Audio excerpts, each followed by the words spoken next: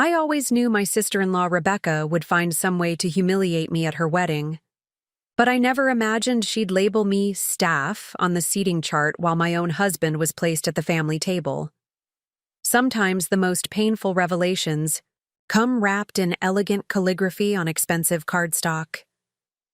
What happened next changed not just that day, but the entire power dynamic of our family forever. Before we jump back in, tell us where you're tuning in from.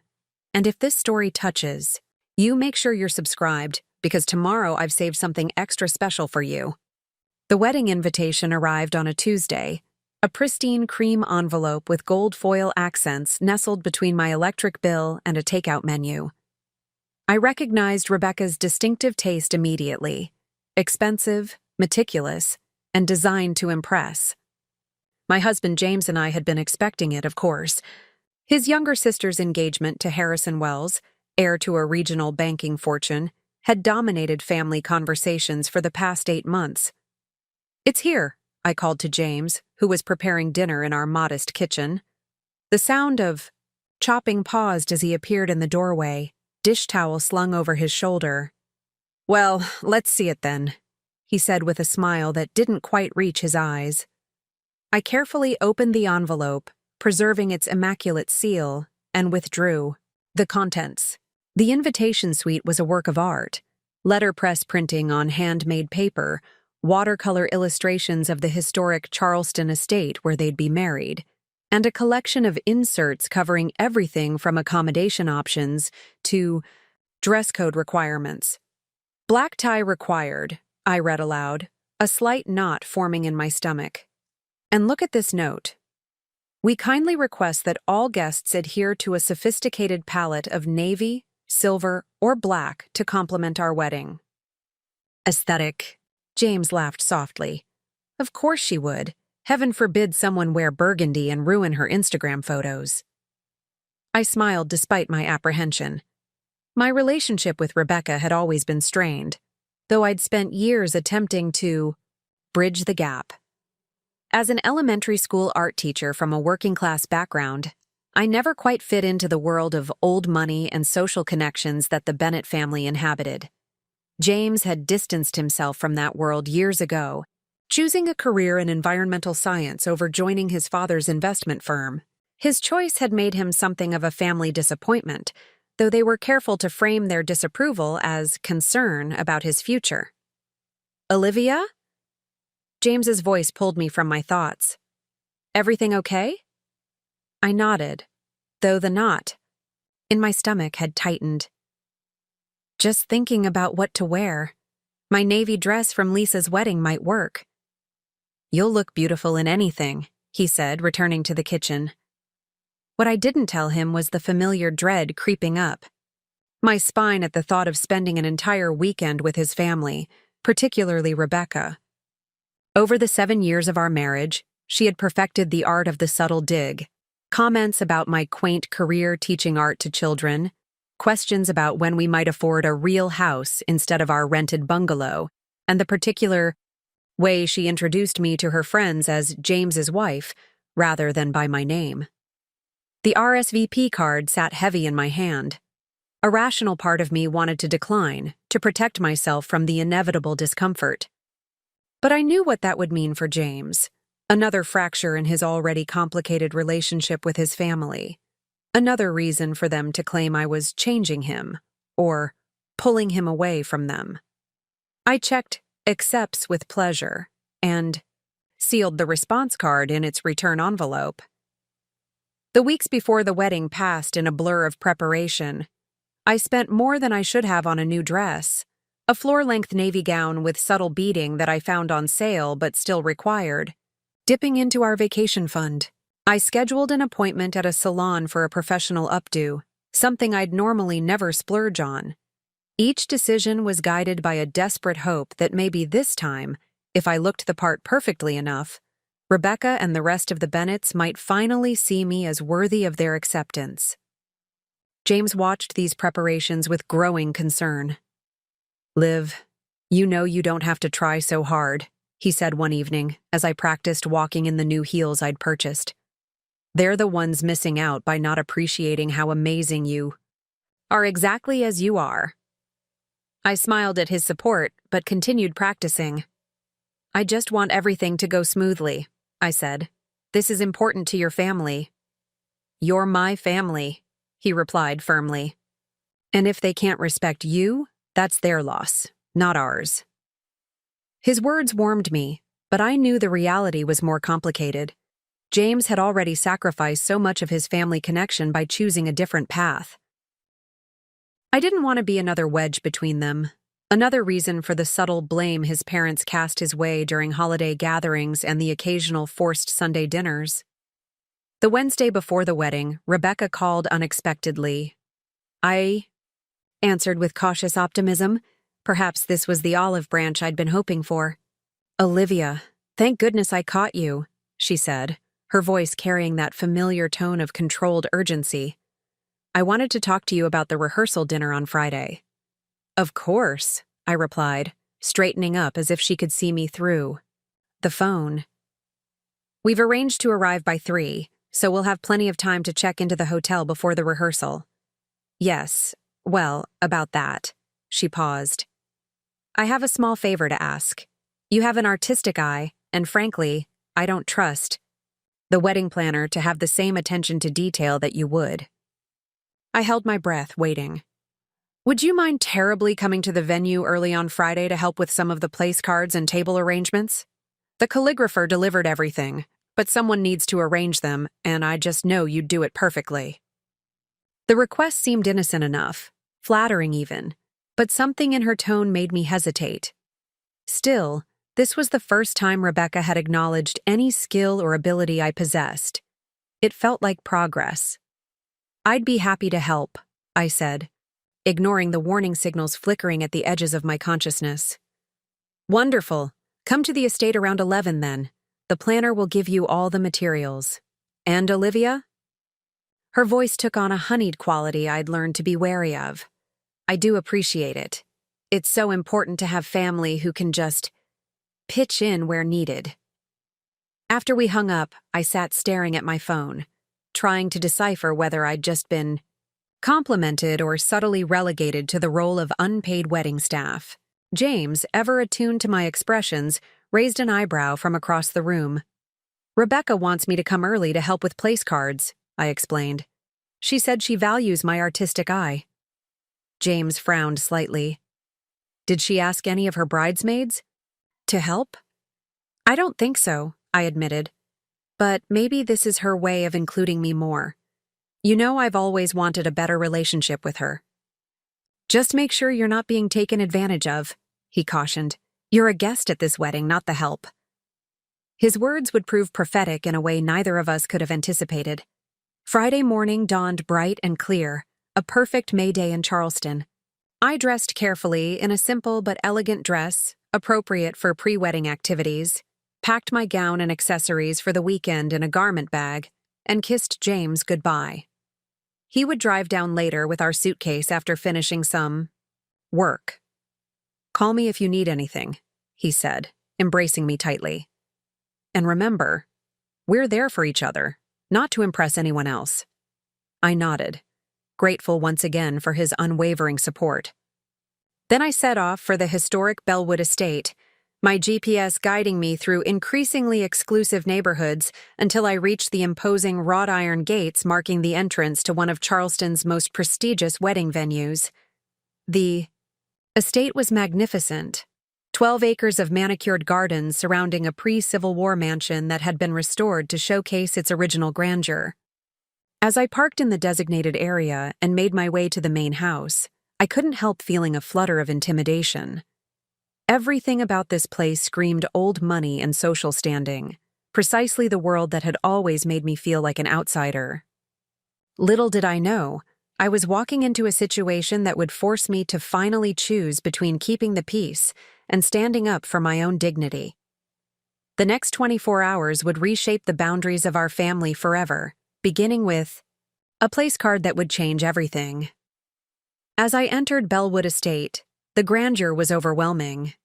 Crystal chandeliers hung from coffered ceilings, Antique furniture gleamed with generations of careful polishing, and fresh floral arrangements perfumed the air.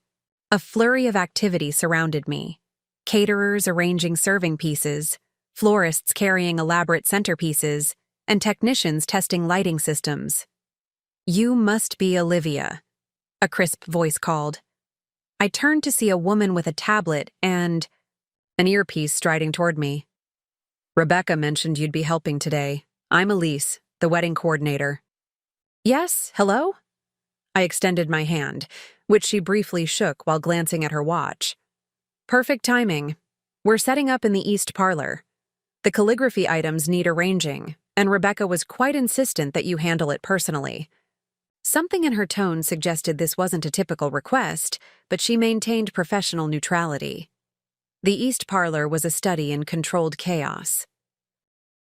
Boxes of personalized items, place cards, table numbers, ceremony programs, and menu cards were stacked beside a large table. Another woman was methodically unpacking them. "This is Meredith, my assistant," Elise said. "She'll show you what needs to be done. I need to check on the tent installation." With that, she was gone, leaving me with the distinct feeling I'd been neatly slotted into a staff position rather than welcomed as family. Preparing and narrating this story took us a lot of time, so if you are enjoying it, subscribe to our channel. It means a lot to us. Now back to the story. Meredith smiled warmly. "First time at Bellwood?" she asked, correctly interpreting my expression as I gazed around the historic room. "First time at any venue like this," I admitted. "It's spectacular." $14 million. "Dollars of spectacular," Meredith said quietly. "This is one of the most expensive weddings we've done this year. The flowers alone cost more than my car." The information shouldn't have surprised me, yet it did. James and I had married in a botanical garden with a reception at a local restaurant. We'd thought it beautiful and perfectly suited to us. The scale of Rebecca's wedding was on another level entirely. A public declaration of status as much as a celebration of love. For the next 3 hours, I carefully arranged place cards in alphabetical order, assembled welcome packets for out-of-town guests, and helped position table numbers according to the master seating chart. The work was meticulous but not difficult, especially for someone accustomed to helping first graders with art projects. Still, I wondered why this task hadn't been assigned to the professional staff being paid handsomely for exactly this kind of detail work. Around 1 o'clock, Elise returned, now accompanied by Rebecca's mother, Eleanor Bennett. My mother-in-law surveyed the room with critical precision, nodding slightly at the progress. "Olivia, I see Rebecca was right about your attention to detail," she said, her tone suggesting mild surprise that I could perform such a task adequately. "How convenient to have someone with your background to help with these little crafts." I bit back the reminder that I held a master's degree in fine arts, and that arranging pre-printed cards hardly constituted crafts, but instead smiled politely. "Happy to help, Eleanor." "The florist needs some assistance with the bridesmaid bouquets," Elise interjected. "Something about the ribbon wraps not being quite right. Rebecca thought you might be able to help with that as well." I glanced at my watch. It was already past lunch, which no one had mentioned, and I still needed to check into the hotel and prepare for the rehearsal dinner. "I'd be glad to look, but I do need to get to the hotel soon to change for the rehearsal," I said. Eleanor waved a dismissive hand. "There's plenty of time. The rehearsal isn't until 5, and it's only a 15-minute drive to the hotel." The ribbon issue turned into a complete rewrapping of 8 elaborate bouquets, with Eleanor hovering nearby offering unsolicited commentary. By the time I finished, it was nearly 3 o'clock, and my stomach was protesting the absence of lunch. Staff members had been rotating out for meal breaks throughout the day, but no one had thought to include me in that rotation. "I really should get going," I said firmly. "James will be arriving at the hotel soon."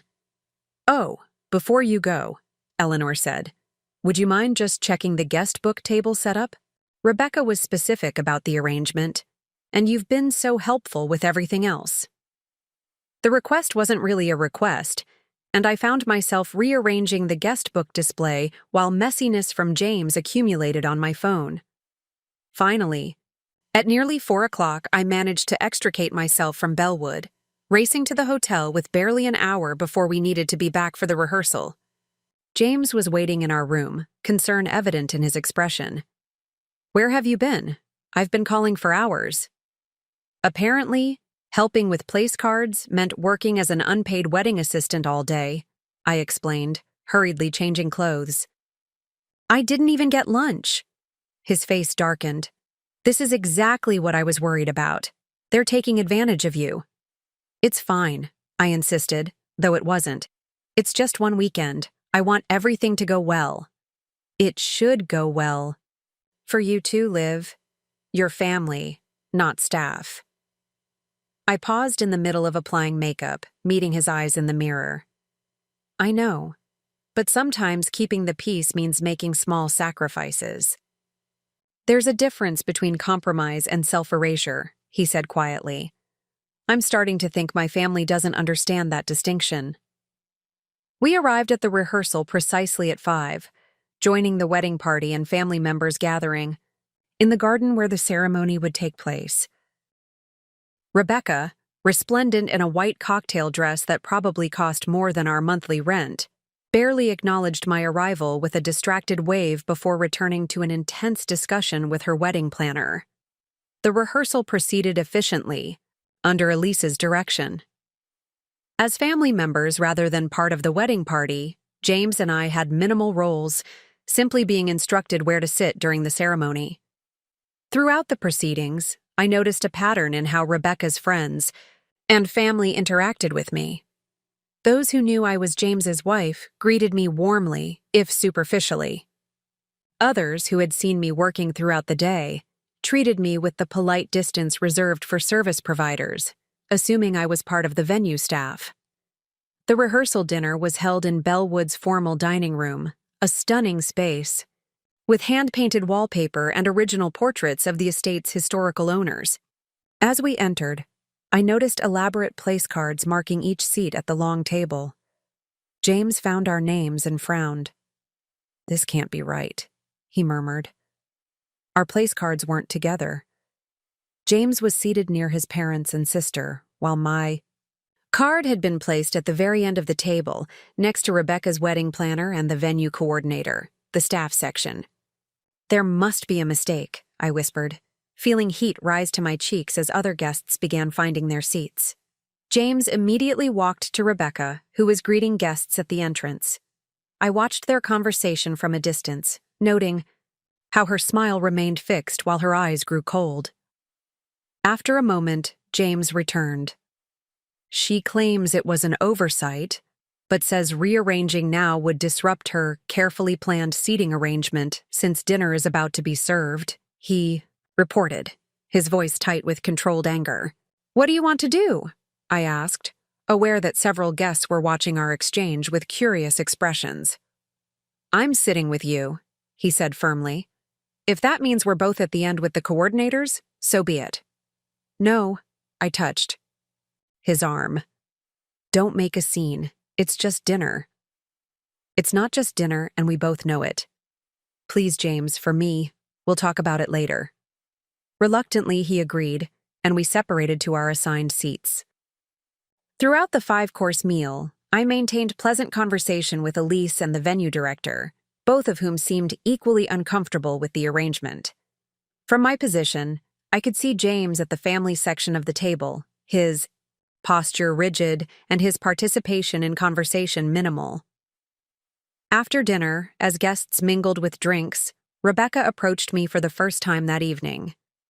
"I hope you enjoyed dinner," she said. "Thank you again for all your help today. Everything looks perfect." "The seating arrangement was inappropriate, Rebecca," I said quietly, maintaining a pleasant expression for anyone who might be watching. "You know that." "Oh, I thought you'd be more comfortable with Elise, since you'd been working together." "All day," she replied, her innocence so perfectly feigned it would have been impressive if it weren't so insulting. "I'm your brother's wife, not your wedding staff." "Of course you are," she said with a smile that didn't reach her eyes. "And family always helps out, don't they? That's what you do when you don't have the means to contribute financially to such an important event." The implication was crystal clear. My labor was the only contribution I could make that she deemed valuable.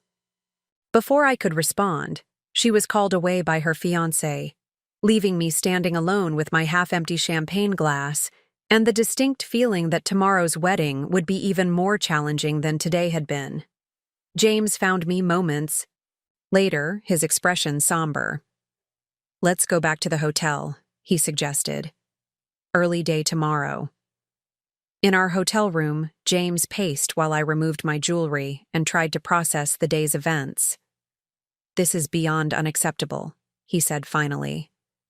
"The deliberate seating arrangement, using you as free labor all day, not even ensuring you got lunch, these aren't oversights, Liv. They're calculated insults."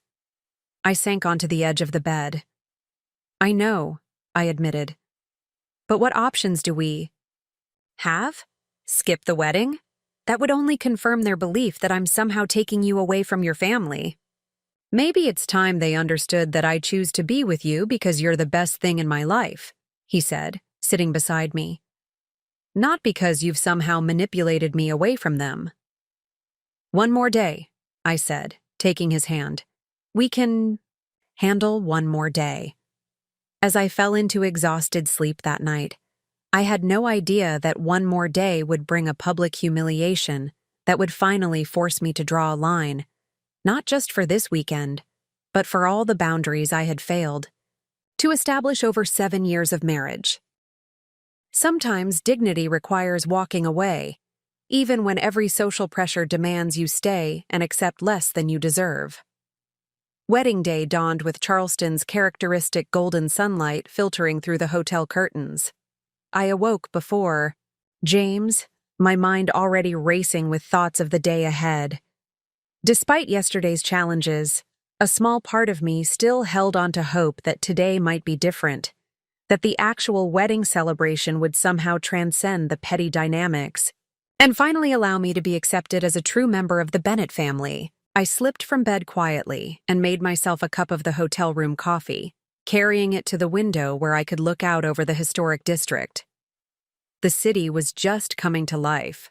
Early morning joggers and delivery trucks moving through, streets lined with centuries-old architecture. The scene's tranquility contrasted sharply with my internal turmoil. James stirred behind me.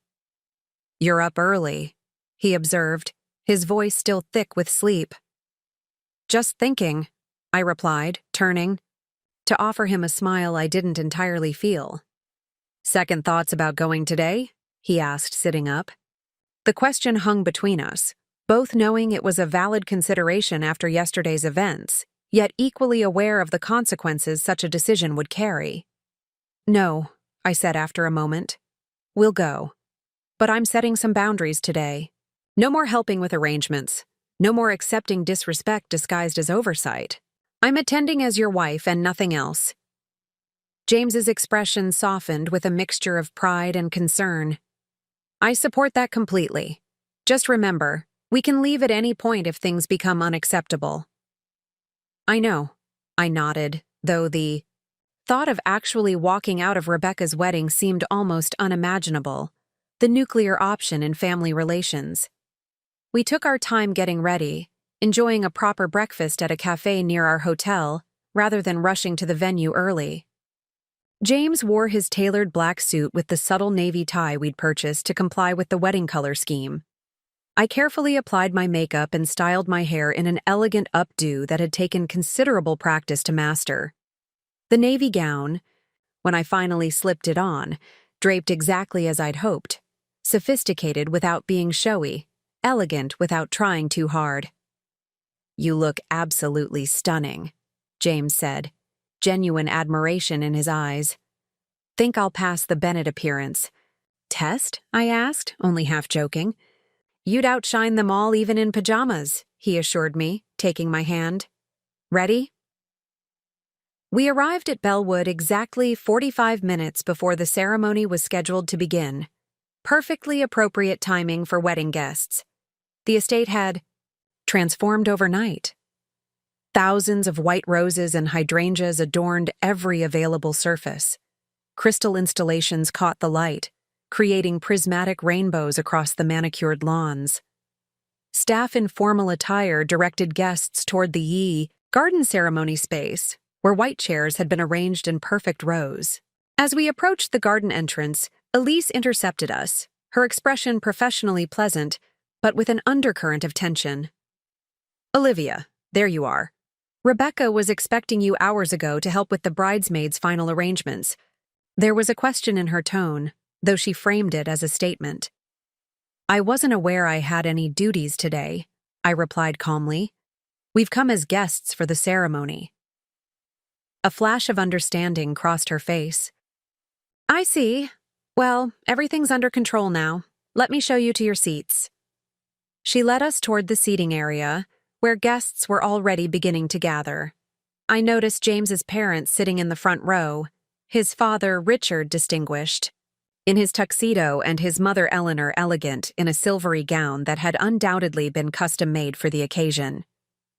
"Family is in the first 3 rows," Elise explained, gesturing toward the front. We thanked her and made our way forward. Eleanor noticed our approach and raised a perfectly manicured hand in greeting, though her smile faltered slightly as her gaze swept over me. I had learned to recognize that particular expression, the quick assessment that acknowledged I had made an appropriate effort while simultaneously confirming I would never quite meet the standard. "James, darling," she air-kissed both his cheeks, before turning to me. "Olivia, we missed you this morning. Rebecca mentioned you were supposed to help with some last-minute details." "There must have been a misunderstanding," I replied pleasantly. "We weren't informed of any morning responsibilities." Richard shook James's hand firmly. "Son, good to see you. Quite the production, isn't it? Harrison's father and I were just discussing how these kids don't do anything by half measures." The implication that James somehow hadn't measured up with his own life choices hung in the air, unspoken but palpable. James simply nodded, his hand finding mine in silent support. We took our seats in the second row, and I allowed myself to appreciate the objectively beautiful setting. Whatever else could be said about Rebecca, her aesthetic sense was impeccable. The garden had been transformed into something from a fairy tale. Flowering branches created a natural cathedral effect above the seating area, and the historic mansion provided a stunning backdrop for the ceremony. As the string quartet began playing and guests settled into their seats, a staff member approached our row with a discreet but determined expression. "Excuse me," she whispered, leaning in. "I need to check the seating assignments." She consulted a tablet before continuing. "Mr. Bennett, you're correctly seated in the family section." Then she turned to me. "Miss Crawford, you're actually seated in section D, row 7. If you'll follow me." James stiffened beside me. "There's been a mistake. This is my wife, Olivia Bennett. She's family." The young woman glanced at her tablet. Again, clearly uncomfortable. "I'm sorry, sir. I have specific instructions about seating arrangements. The tablet shows Olivia Crawford assigned to section D with the staff and vendor representatives." A stillness fell over me as the implication became clear. While I had legally taken James's last name when we married, Rebecca had deliberately listed me under my maiden name and categorized me as staff rather than family. This wasn't an oversight or a mistake. It was a calculated public statement about my status. Eleanor leaned forward from the first row. "Surely there's some confusion." "Let me see that," she said, reaching for the tablet. The staff member hesitantly showed her the screen. A flash of something, recognition, perhaps even embarrassment, crossed Eleanor's face before she composed herself.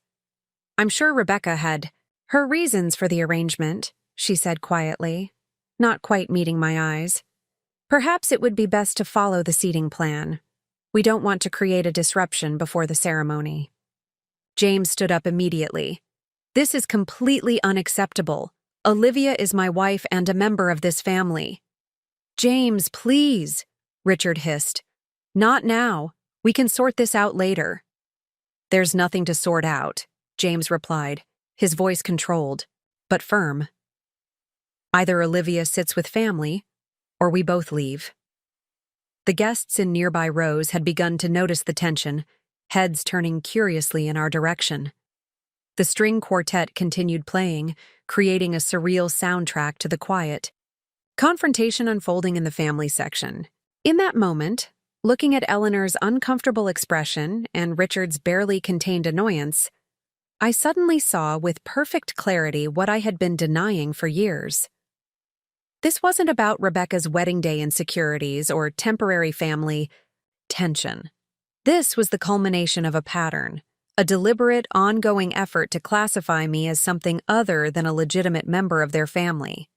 All my efforts to fit in, to be accepted, to prove my worth had never had any chance of success, because the issue had never been about me at all. It was about maintaining their perception of class boundaries and social hierarchy. I stood up slowly, smoothing the fabric of my carefully chosen dress. "James," I said softly, "I think we should go." "Olivia, don't be dramatic," Eleanor whispered urgently. "It's just a seating arrangement." I turned to her with a calm I didn't know I possessed. "It's never been just about seating arrangements, Eleanor, but thank you for finally making it clear where I stand. Or rather, where I don't." Taking James's hand, I began walking toward the exit, aware of the guests watching our departure but beyond caring about appearances anymore. As we reached the edge of the seating area, I heard quick footsteps behind us.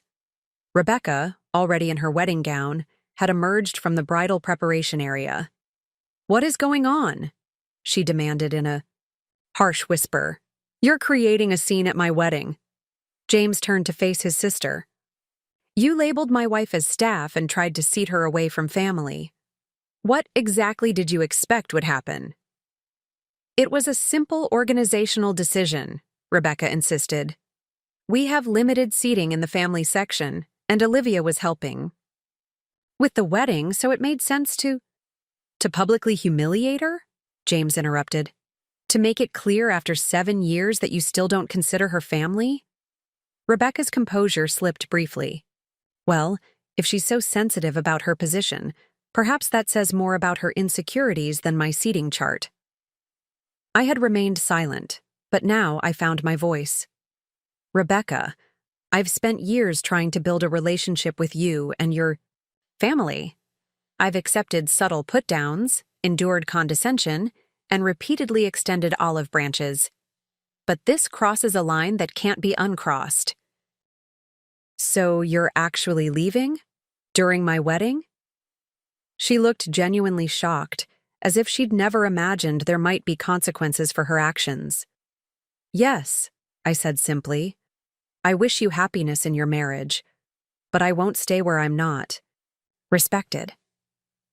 As we walked away, James's hand steady in mine, I felt a weight lifting, the burden of seeking approval from people who had never intended to give it. Sometimes the most empowering moment isn't finding acceptance from others, but rather accepting yourself enough to walk away from situations that diminish your worth. Behind us, I could hear Eleanor attempting to smooth things over with nearby guests, the efficient wedding planner already rearranging the seating to close the gap we'd left. The celebration would continue without us, just as the Bennett family had always operated, maintaining perfect appearances while ignoring the real damage beneath the surface. What I didn't yet know was that our departure would set in motion events that would ultimately reveal truths the Bennett family had carefully kept hidden for decades. Truths that would transform not just our relationship with them, but the very foundation of their carefully constructed social identity. The Charleston afternoon sun beat down on us as we walked away from Bellwood Estate, an odd quiet settling between us. My carefully applied makeup felt heavy on my skin, and my elegant updo, practiced for hours to meet the Bennett standard of perfection, now seemed like armor I no longer needed to wear. James flagged down a rideshare vehicle at the estate entrance, neither of us speaking until we were safely inside with the door closed. "Are you okay?" he asked finally, his voice gentle as the car pulled away from the curb. I looked out the window at the retreating image of Bellwood, its manicured perfection growing smaller in the distance. "Strangely, yes," I replied, surprising myself with the truth of it. "I feel lighter somehow." James reached for my hand, his fingers intertwining with mine. "I'm so sorry, Liv. I should have put a stop to their behavior years ago." "We both should have," I said, squeezing his hand. "I wanted so badly to be accepted that I kept making excuses for their treatment. It's just how they are. They need time to adjust. I'm being too sensitive." Our driver, sensing the heaviness of our conversation, discreetly turned up the radio. As we traveled through Charleston's historic streets, the gravity of what we'd just done began to sink in. We had walked out of Rebecca Bennett's wedding, a social occasion that had been covered in local society pages and would likely be featured in at least one high-end bridal magazine. The repercussions within James's family circle would be significant and lasting. Back at our hotel, I changed out of my formal gown into comfortable clothes while James ordered room service, neither of us feeling up to sitting in a restaurant. My phone had begun vibrating with messages, first from Eleanor, then from various Bennett relatives who had witnessed our departure. I silenced it without reading them. "What now?" I asked as we sat beside each other on the hotel bed, picking at sandwiches neither of us had much appetite for. "We could drive home tonight," James suggested, "or stay and enjoy Charleston tomorrow on our own terms. There's no reason this weekend should be completely ruined." The suggestion surprised me. In all our years of navigating Bennett family dynamics, our pattern had always been to retreat after conflict, to lick our wounds in private and eventually return to the same dysfunctional patterns. The idea of reclaiming our weekend felt boldly defiant. "I'd like that," I said. "To stay, I mean. I've never actually seen Charleston properly. We're always rushing between Bennett family obligations whenever we visit." James smiled, the first, genuine smile I'd seen from him since we'd arrived for the wedding. "Then it's settled. Tomorrow we'll be tourists in one of America's most beautiful cities, and we won't think about seating charts or family drama." That night, I slept more soundly than I had in weeks, free from the anxiety of trying to measure up to impossible standards. In the morning, we enjoyed breakfast at a local cafe, then spent the day exploring the city at our own pace, wandering through the historic market, admiring Rainbow Row's colorful houses, and taking a Sunset Harbor cruise. Not once did we discuss the wedding or check our phones for messages from the Bennett family. It was on our last stop of the day, sitting in a small art gallery south of Broad Street, that I found myself transfixed by a painting that seemed to capture everything I was feeling. The canvas depicted a woman walking away from an elegant but cage-like structure, moving toward an unmarked path leading into vibrant wilderness.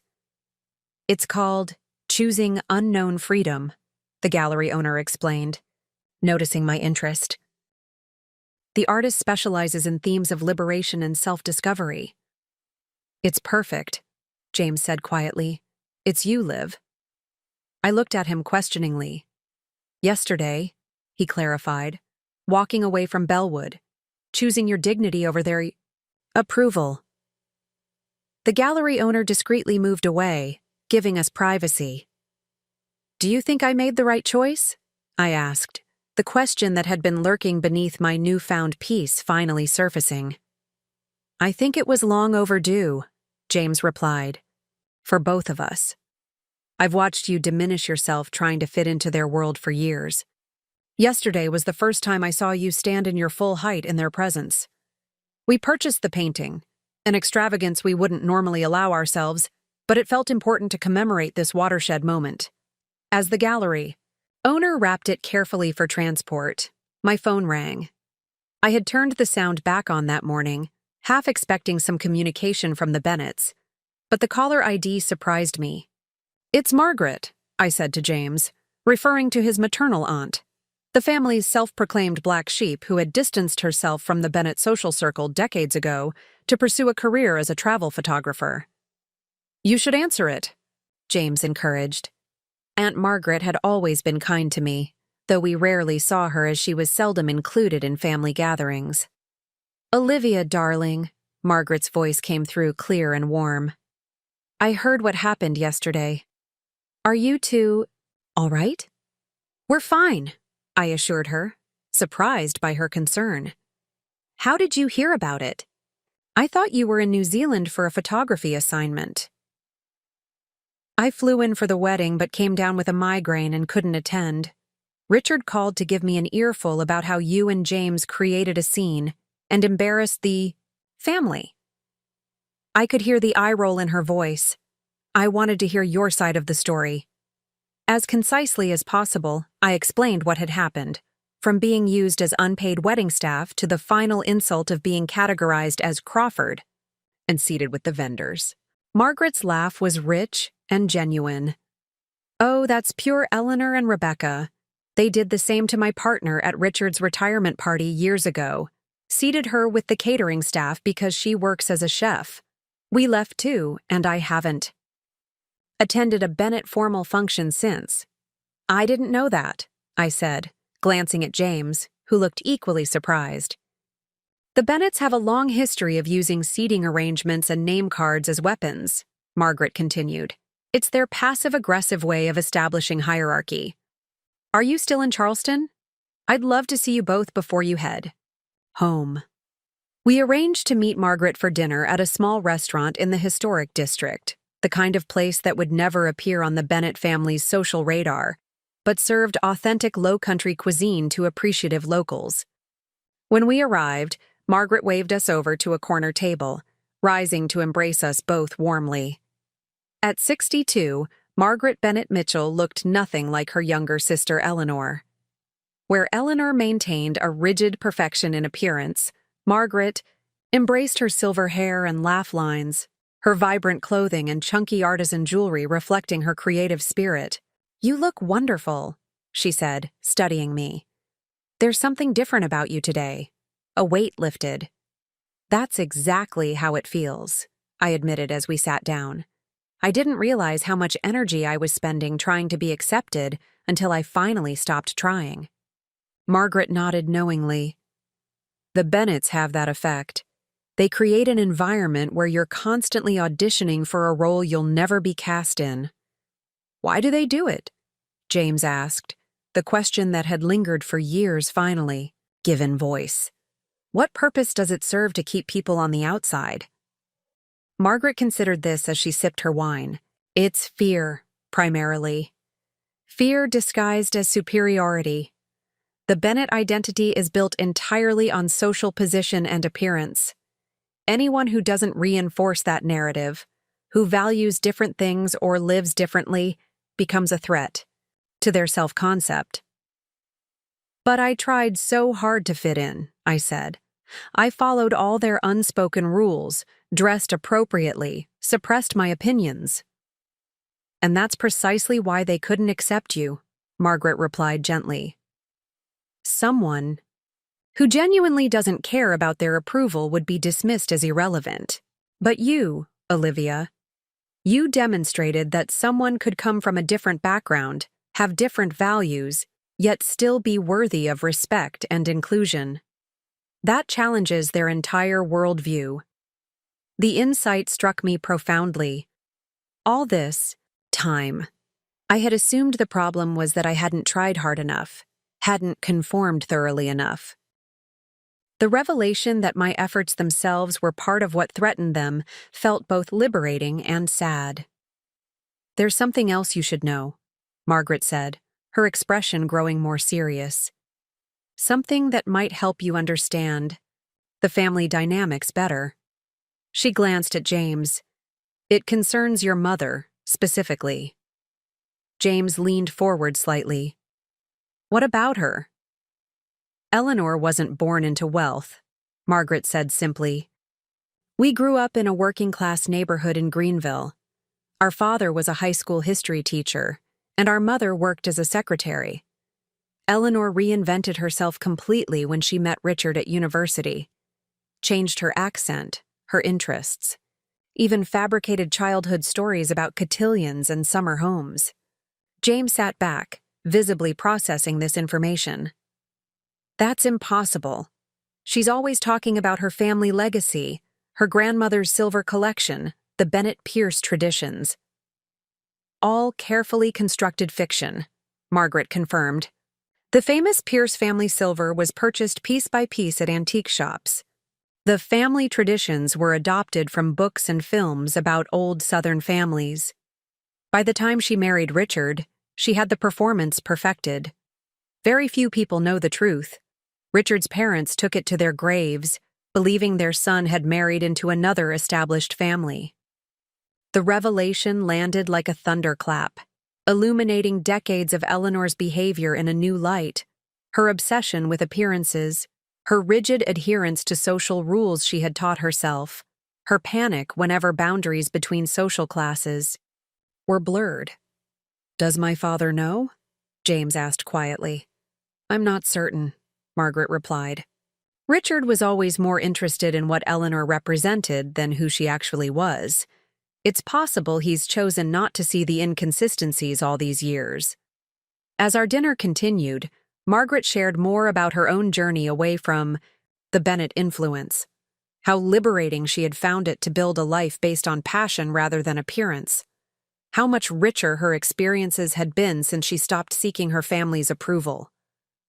"The hardest part isn't leaving," she told us as the evening drew to a close. "It's resisting the urge to go back, to think that if you just try harder, explain better, they might finally understand. That's the trap that keeps you tethered to their judgment."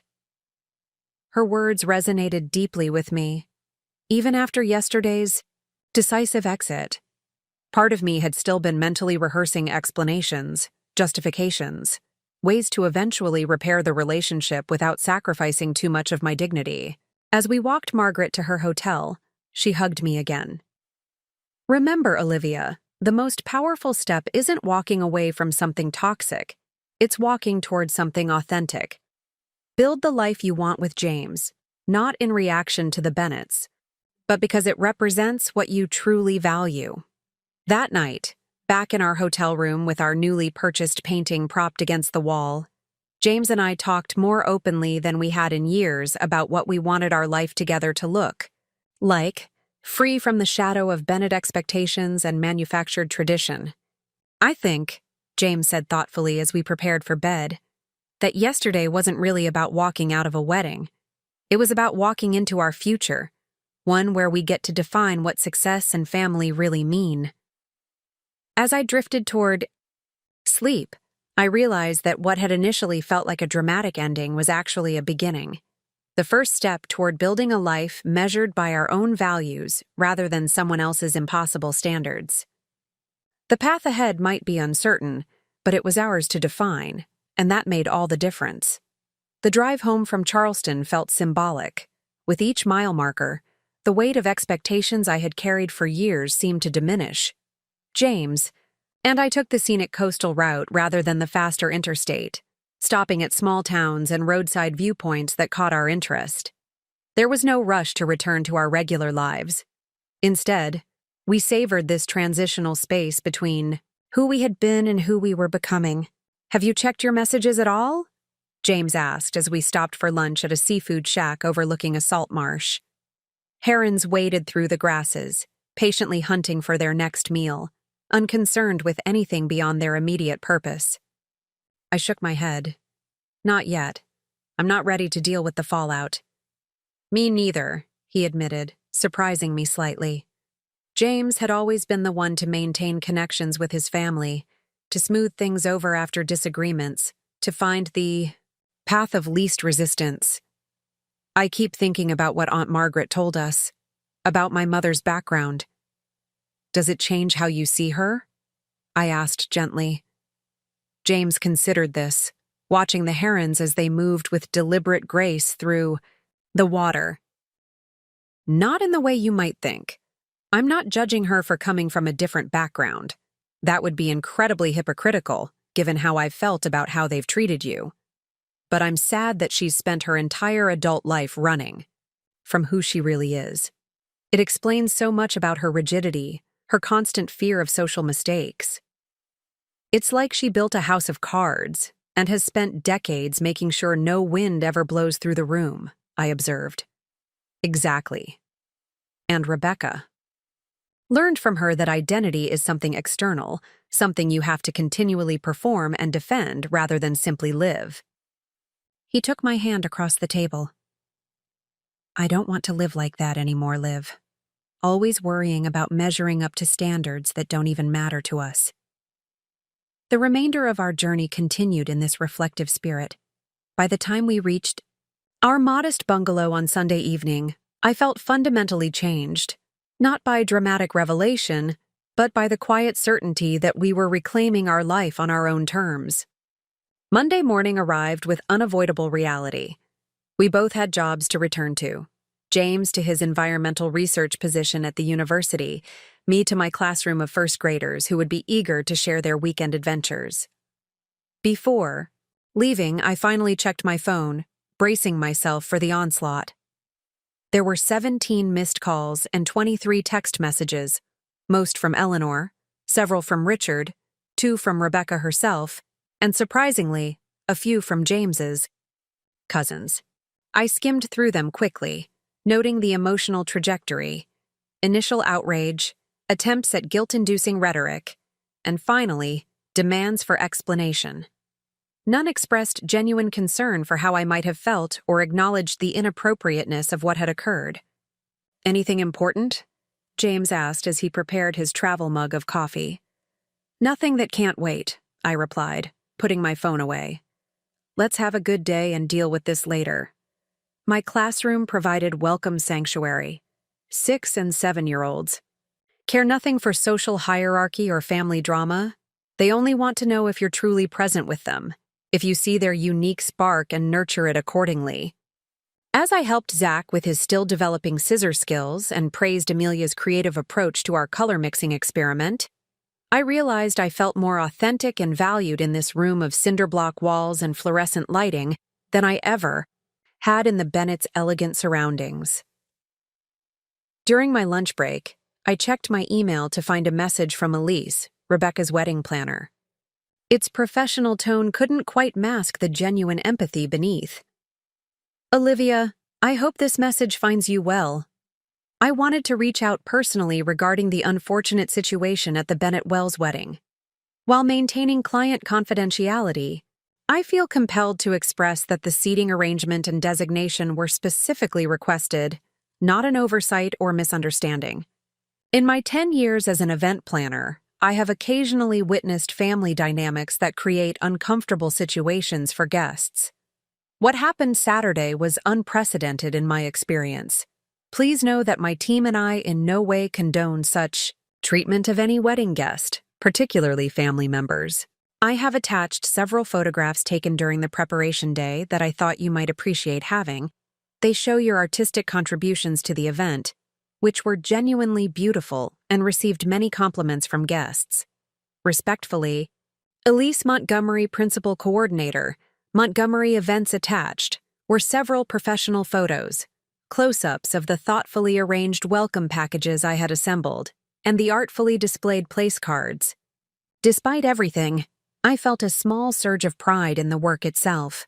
I had brought genuine care and creativity to those tasks, regardless of the circumstances or how my efforts were valued.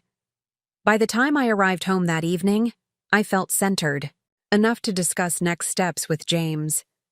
He was already in our small kitchen, preparing dinner with the focused attention he brought to everything he cared about. "I think we should invite Aunt Margaret to visit," I suggested as I set the table. "I'd like to know her better." James smiled. "I called her today. She's coming for a weekend next month. Said she's been wanting to photograph the wildlife refuge. Near here anyway." "Perfect." I paused, then added, "And your parents, Rebecca? James transferred stir-fried vegetables to a serving bowl before answering. My father called my office today, left a message saying we need to resolve this situation before it affects family business connections. Nothing about how we're doing or why we might have left. Classic Richard, I noted, always focused on the practical implications rather than the emotional ones. I haven't called back yet, James admitted. I'm not sure what to say that wouldn't just continue the cycle. They want apologies and explanations that fit their worldview. I don't think they're capable of hearing our actual truth.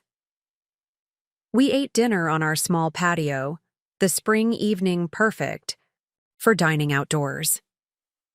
Our conversation shifted from the Bennetts to our own plans, a weekend hiking trip we'd been postponing, the community garden plot I'd been wanting to start, the environmental education program James was developing for local schools. It's strange, I observed as we cleared the dishes together.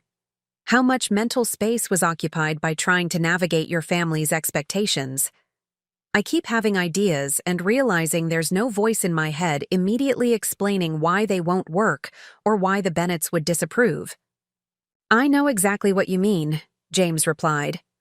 Today I suggested a research collaboration with the Cultural Anthropology Department, something I've been considering for months but held back on because I could already hear my father questioning why I would further dilute my already impractical research focus. As the week progressed, the messages from the Bennett family evolved. Eleanor's tone shifted from indignation to a carefully constructed concern. We're worried about James's state of mind and the influences affecting his judgment. Richard's approach became more businesslike. This situation requires resolution before the Harcourt Foundation Gala next month. Family unity is expected. Rebecca remained notably silent after her initial demanding texts, though Harrison, her new husband, sent a surprisingly thoughtful message. While I don't fully understand what happened, I respect your decision to leave. Marriage has already taught me that family dynamics are more complicated than they appear from the outside. I hope we can find a way forward that respects everyone's boundaries. His message stood out for its lack of accusation or demand. Perhaps being new to the Bennett sphere gave him perspective the others lacked. I showed it to James, who read it twice before responding. That's unexpectedly mature, he admitted. Maybe Harrison isn't just the banking air puppet I assumed he was. People surprise you sometimes, I replied, when you give them the chance to be more than the role you've assigned them. On Friday evening, as we were discussing weekend plans, our doorbell rang. An unusual occurrence in our quiet neighborhood. James opened the door to find his mother standing on our porch, immaculately dressed as always, looking simultaneously determined and uncomfortable. "Mother," he said, genuinely surprised, "we weren't expecting you." "Clearly," Eleanor replied, taking in his casual clothes and bare feet. "May I come in?" I joined James at the door, equally startled by her unexpected appearance. We had never received a spontaneous visit from Eleanor in all our years of marriage. Every interaction had been carefully planned and scheduled, usually at venues of her choosing. "Of course," I said, stepping back to allow her entry. "Would you like some tea? Or we have wine." "Tea would be fine," she said stiffly, following us into our living room. I noticed her gaze sweeping over our modest furnishings, the second-hand bookcase filled with well-loved volumes, the comfortable but unfashionable sofa, the gallery wall of photographs from our travels and artwork created by my students. Her eyes lingered on our newest addition, the Choosing Unknown Freedom painting from Charleston, which now held a prominent place above our mantel. "Interesting piece," she commented as I prepared tea in the adjacent kitchen. "New?" "We found it in Charleston," James explained. "It spoke to us." Eleanor nodded slightly, then seemed to gather herself. "I've come because this situation has gone on long enough. The family is talking, James. Your father's associates are asking questions." Rebecca and Harrison had to explain your absence to the Wellses' extended family. I'm sorry their wedding photos aren't perfect, James replied, an edge to his voice. But I'm not sorry we left. I brought the tea tray to the coffee table, my teacher's instinct for diffusing tense situations kicking in. Eleanor, we understand this has created complications for the family. That wasn't our intention. But what happened at the wedding was deeply hurtful and disrespectful. Weddings are stressful, Eleanor countered, accepting the teacup I offered. Rebecca was managing countless details. Perhaps the seating arrangement was poorly handled, but to walk out of a family wedding over something so trivial seems extreme. It wasn't trivial, Mother, James said firmly, and it wasn't an isolated incident. It was the culmination of years of subtle and not-so-subtle messages that Olivia isn't really family, that she doesn't measure up to Bennett standards. Eleanor's perfectly composed expression flickered briefly. We have certain traditions, certain expectations. Olivia has always seemed uncomfortable with them. Because they're designed to exclude rather than include, I said quietly. To establish hierarchy rather than connection. A silence fell as Eleanor sipped her tea, her posture rigid even on our soft sofa.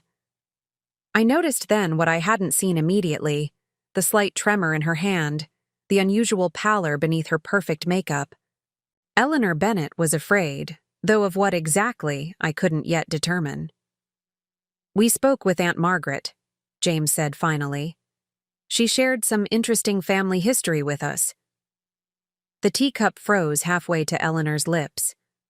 Margaret always did have a flair for dramatic storytelling, she said carefully. What exactly did my sister share? The truth about your background, James replied simply. About Greenville. About Dad's parents never knowing. Eleanor set down her cup with deliberate precision. For a long moment she said nothing, her gaze fixed on some middle distance. When she finally spoke, her voice had lost its usual commanding quality. She had no right to tell you that. Why not? I asked gently. It helps explain so much about your priorities, your concerns. Eleanor's eyes met mine directly for perhaps the first time in our relationship, not evaluating or judging, but seeing me as an actual person. You can't possibly understand what it was like, building a new life piece by piece. The constant fear of making a mistake, of someone discovering you don't truly belong. Actually, I said with a sad smile, I understand that perfectly. Eleanor's admission hung in the air between us, creating a strange new intimacy in our living room. For a fleeting moment, I saw not the intimidating Bennett matriarch, but a woman who had spent decades carefully constructing a fortress around her true self. Does Richard know? James asked, breaking the silence. Eleanor smoothed an invisible wrinkle from her skirt, a gesture I'd seen countless times but now recognized as self-soothing rather than perfectionism. Not entirely, she admitted. He knows my family had modest means, but the specifics, my father's teaching position, our apartment above the hardware store, the scholarship that was my only path to university, those details have been omitted. For 40 years? James sounded incredulous. You don't understand the world Richard came from when we met, Eleanor said defensively. His family had expectations about suitable matches. They researched the backgrounds of anyone their children showed interest in. I wasn't just from a different social circle, I was from a different universe. So you reinvented yourself, I observed without judgment. I adapted, Eleanor corrected. I studied, I observed, I learned what was required to navigate that world. Is that so different from learning a foreign language before moving to another country? The comparison was surprisingly apt. In many ways, Eleanor had been an immigrant to a different culture, one with unwritten rules and subtle social cues that outsiders weren't supposed to master. But you didn't just learn the customs. James pointed out. You buried your original identity completely. You've never once mentioned your real childhood or taken us to see where you grew up. Eleanor's carefully composed expression faltered. There was nothing to see. The apartment building was demolished years ago for a shopping center. My parents died while you were still young. What purpose would it serve to introduce complications to the narrative? The purpose would be truth, James said quietly. Authenticity.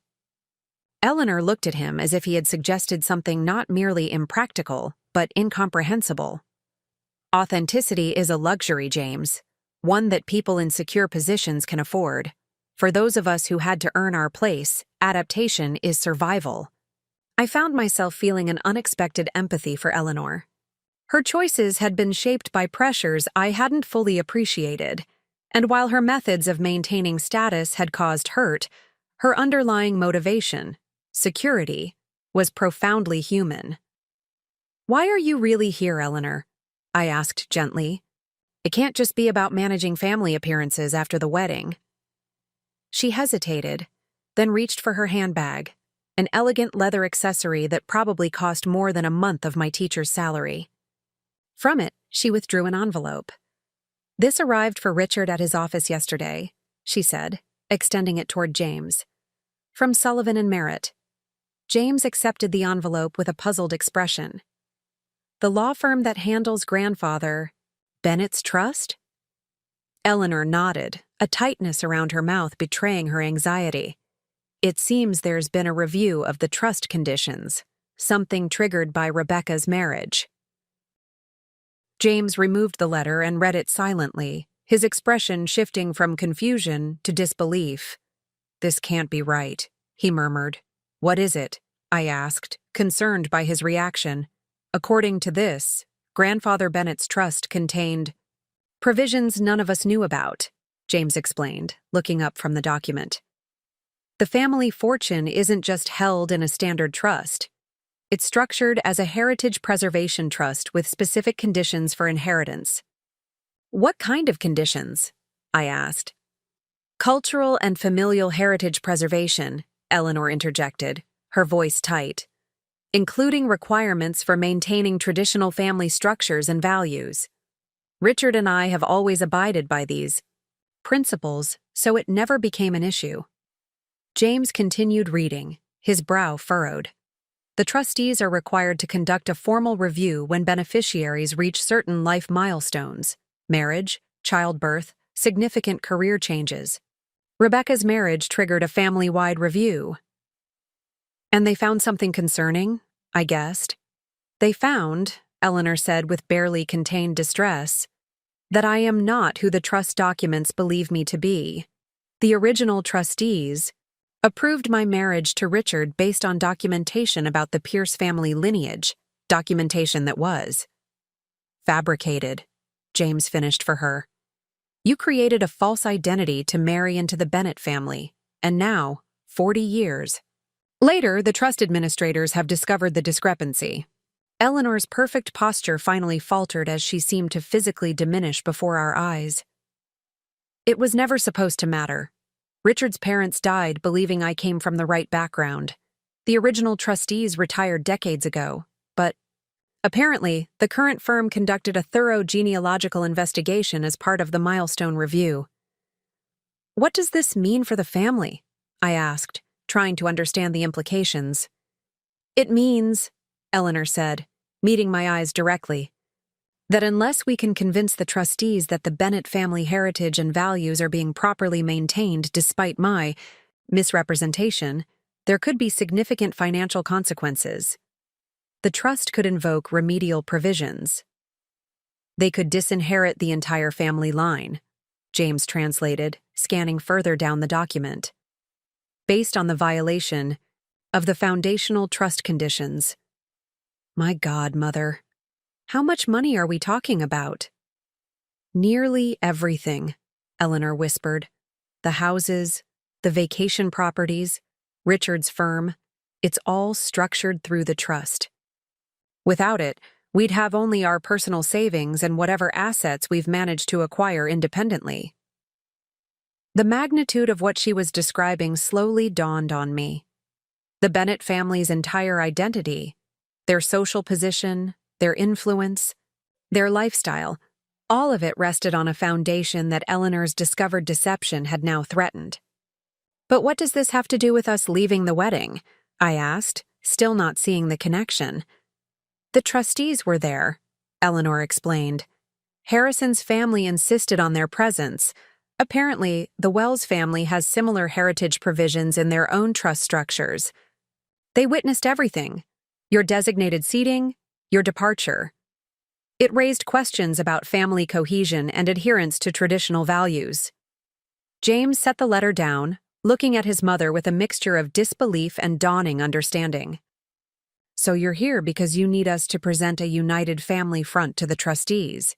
You need us to pretend everything is fine to save the family fortune." "I'm here," Eleanor said with unexpected frankness, "because I have nowhere else to turn. Richard doesn't know the full extent of what I did all those years ago. He believes the trust issue is merely a technicality, a paperwork problem that can be resolved with the right legal approach. He has no idea that his entire marriage is built on a fabricated identity," James finished. "That's not fair," Eleanor protested, a flash of genuine emotion breaking through her composed exterior. "Our marriage is real. My love for him is real. The life we built together is real. I just adjusted certain facts to make it possible." A heavy silence fell over the room as we absorbed the implications of what Eleanor had shared. The elegant, intimidating woman who had made me feel inadequate for years was suddenly revealed as someone who had spent her entire adult life terrified of being exposed as an imposter, exactly the feeling she had so often created in me. "What exactly are you asking of us?" I finally asked. "The trustees have requested a family meeting," Eleanor explained. "They want to assess the current state of Bennett family unity and values. They need to determine whether the fundamental breach created by my creative history has corrupted the family's adherence to the trust's core principles." "And you want us to pretend the incident at the wedding never happened," James surmised. "To present ourselves as the perfect Bennett family members, embracing all the traditions and values that grandfather established." "I'm asking for your help," Eleanor said, looking directly at me rather than James. "I understand that I have no right to request this. You've both made your feelings clear about the family dynamics, particularly at the wedding. But this isn't just about appearances, now. This is about Richard's legacy, about Rebecca's future, about everything we've built." I looked at this woman who had spent decades performing perfection, who had made me feel perpetually insufficient, and saw for the first time the exhaustion behind her flawless facade. The constant vigilance required to maintain her constructed identity had exacted a tremendous toll, one that I had only begun to understand when I stopped trying to meet her impossible standards. "Have you told Rebecca about this?" James asked. "Does she understand what's at stake?" "Not yet," Eleanor admitted. "Richard felt we needed to secure your cooperation first. Rebecca and Harrison are still on their honeymoon in the Maldives. They return next week just before the trustees' meeting." James and I exchanged glances, years of shared understanding allowing us to communicate silently. This was more than just another Bennett family drama. It was a fundamental revelation. That shifted the entire power dynamic we had struggled with for years. "We need time to discuss this," James said finally. "This isn't a simple favor you're asking. You're essentially requesting that we validate and participate in a lifetime of deception." Eleanor flinched at the blunt assessment but didn't contradict it. "The meeting is scheduled for 2 weeks from today. The trustees will want to speak with each family member individually and then observe us in a collective setting." 2 weeks, I echoed. "That's not much time to decide whether we want to participate in saving a family structure that has consistently made us feel unwelcome." "I understand," Eleanor said, rising from the sofa with what seemed like enormous effort. "And I want you to know, Regardless of what you decide, I regret how things have been between us, Olivia. Not because I need your help now, but because I see something in you that I recognize from long ago. The courage to walk away rather than compromise your self-respect. It's something I lost somewhere along the way. The admission, so unexpected and seemingly genuine, caught me completely off guard. As Eleanor gathered her things to leave, I found myself wondering if this crisis might actually create an opportunity for authentic connection that prosperity and pretense had made impossible. "We'll call you in a few days," James promised as he walked his mother to the door. "After we've had time to process everything." After Eleanor's departure, James and I sat in stunned silence for several minutes, attempting to absorb the seismic shift in our understanding of the Bennett family dynamics. "All these years," James finally said, "we thought we were the ones who didn't measure up to their standards. And now we discover the standards themselves were built on fiction." I finished. "What are you thinking?" James ran a hand through his hair, a gesture of genuine bewilderment. "Honestly, I'm thinking about how exhausting it must have been for her, living a double life for 40 years, constantly afraid of being discovered. Never able to reference her real childhood, her actual experiences. A self-imposed prison, I observed, one she then tried to force Rebecca into, and you, to some extent. And you, by extension," James added. "The irony is incredible. All those times she scrutinized your background, your family, your career, while sitting on this massive secret about her own past. The question is," I said, curling my legs beneath me on the sofa, "what do we do with this information? Do we help save a family structure that's been fundamentally toxic to us? Or do we step back and let the consequences unfold naturally?" James reached for my hand, his expression thoughtful. "What if there's a third option? What if this crisis creates an opportunity to rebuild something more authentic, not just for us, but for the entire Bennett family?" The possibility hung between us like a fragile hope, that from the ashes of deception and pretense, something genuine might finally have room to grow. Over the next several days, James and I carefully deliberated our response to Eleanor's unexpected revelation. The bombshell discovery about the Bennett family trust and Eleanor's fabricated background had reframed everything we thought we understood about our position within the family dynamics. "I've been reading through the trust document more carefully," James said one evening as we sat on our back porch. The spring weather had turned mild, with fireflies beginning to appear at dusk. "It's fascinating how specifically Grandfather Bennett tried to control the family's future through legal mechanisms." "What kind of specifications are we talking about?" I asked, curious about the document that had shaped so much of the Bennett family behavior. "There's language about maintaining appropriate family connections, upholding traditional values, and preserving cultural heritage. Deliberately vague terms that give the trustees significant interpretive latitude." I considered this.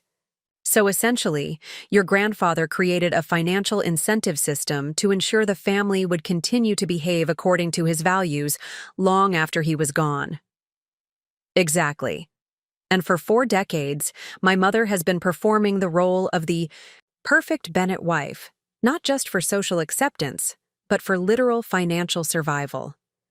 James shook his head. "It puts all those Sunday dinners, all those lectures about appropriate behavior and connections in a completely different light." The revelation had prompted both of us to reflect on our own choices and values. That weekend, we took a long hike in the nature preserve outside town, the physical exertion helping to clarify our thoughts as we discussed potential paths forward. "What bothers me most," I admitted as we paused at an overlook, the valley spreading, out beneath us in shades of new green, "is that Eleanor still hasn't told Richard the whole truth. She's asking us to participate in maintaining a deception that affects his life profoundly." "I know," James agreed. Part of me feels genuine compassion for the impossible situation she created for herself. But another part feels manipulated, like we're being pulled into perpetuating something fundamentally dishonest. The following Tuesday, Aunt Margaret called, her timing impeccable as always. "Eleanor called me," she said without preamble. "She's in quite a state about this trust situation." "She told you about it?"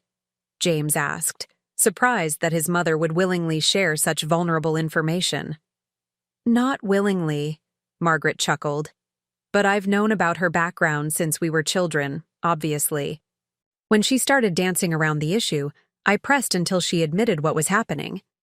How are you two processing it all?" I appreciated Margaret's direct approach. We're conflicted. On one hand, we understand the stakes for the family. On the other, it feels wrong to participate in maintaining such a significant deception. "I've spent decades watching my sister construct elaborate barriers to protect her secret," Margaret observed. "The irony is that her fear of being discovered as an imposter has prevented any authentic connections within her marriage and family. Richard has never known the real Eleanor. Rebecca has been raised to continue a performance rather than develop her own identity." "That's what concerns me most about helping them," James admitted. "Are we enabling a cycle that will just continue, harming everyone involved?" Margaret was quiet for a moment. "You know, there's something I've learned from photographing cultures around the world. Sometimes a system becomes so rigid that it can only change through crisis. The Bennett family system might need this disruption to evolve into something healthier." Her perspective resonated with both of us. After we ended the call, James and I sat at our kitchen table, the trust documents spread before us like a complex puzzle we were trying to solve. "What if we agreed to help but with conditions?" I suggested. "Conditions that might actually lead to more authentic family relationships moving forward?" "What kind of conditions are you thinking?" James asked, intrigued. "Honesty, for starters. Eleanor needs to tell Richard the complete truth before the trustees' meeting. And acknowledgement of past behavior, recognition that how we've been treated was wrong, not just an unfortunate misunderstanding." James nodded slowly, adding, "And restructuring family interactions going forward. No more mandatory performances of Bennett family unity at social functions. No more pressure to conform to arbitrary standards of success or status." We spent the evening crafting a response that balanced compassion with clear boundaries. This wasn't about revenge or exercising newfound leverage. It was about creating potential for genuine healing and transformation. The following day, we invited Eleanor to meet us at a neutral location, a private room at a local cafe that offered discretion without the power dynamics of either our home or any Bennett family property. She arrived precisely on time, her appearance as impeccable as ever, though I noticed subtle signs of strain in the tightness around her eyes. "Thank you for meeting with me," she said as she took a seat across from us. "Have you reached a decision?" "We have," James replied. "But it's not a simple yes or no. We're willing to help, but with specific conditions that we believe are essential for moving forward in good faith." Eleanor's expression remained carefully neutral. "I'm listening." I took the lead, having practiced how to express our position firmly, but without unnecessary harshness. "First, we believe Richard deserves to know the complete truth about your background, not just the trust implications, but your entire history. This needs to happen before the trustees' meeting." Eleanor paled slightly but didn't interrupt. "Second," James continued, "we need acknowledgement that the treatment Olivia has received over the years, culminating in the wedding incident, was not acceptable. Not just an apology, but genuine recognition that the family dynamics have been harmful. And third," I added, "we need commitment to restructuring family interactions going forward. No more pressure to perform Bennett family perfection. No more implied hierarchy based on career choices or social connections." Eleanor was silent for several moments, her hands clasped tightly on the table before her. when she finally spoke. Her voice carried a vulnerability I'd never heard before. Telling Richard everything. After all these years. She shook her head slightly. You don't understand what you're asking. We do, I said gently. We understand it's terrifying. But consider this. For 40 years, you've lived in fear of discovery. That fear has shaped every interaction, every decision. What might be possible if you finally laid down that burden? He might leave, Eleanor whispered, the carefully constructed veneer cracking to reveal genuine fear beneath. Everything we've built together could collapse. Or, James suggested, he might finally have the opportunity to know and love the real you, not just the persona you created to meet his family's expectations. Have you considered that possibility? A flash of something, hope, perhaps, crossed Eleanor's face before doubt reasserted itself. And if the trustees still decide against us? If the family loses everything despite your help? Then you face it together, authentically, I said. Isn't that worth more than continuing to live behind a facade, regardless of the financial outcome? Eleanor looked down at her clasped hands. You make it sound so simple. Not simple, James corrected. Necessary. This crisis has revealed the fundamental instability of the family structure. It was always going to collapse eventually.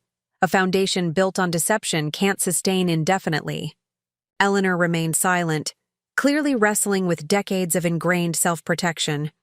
I felt a surge of empathy for her struggle, recognizing how difficult it must be to contemplate dismantling the identity she had so carefully constructed over a lifetime. Consider this, I offered.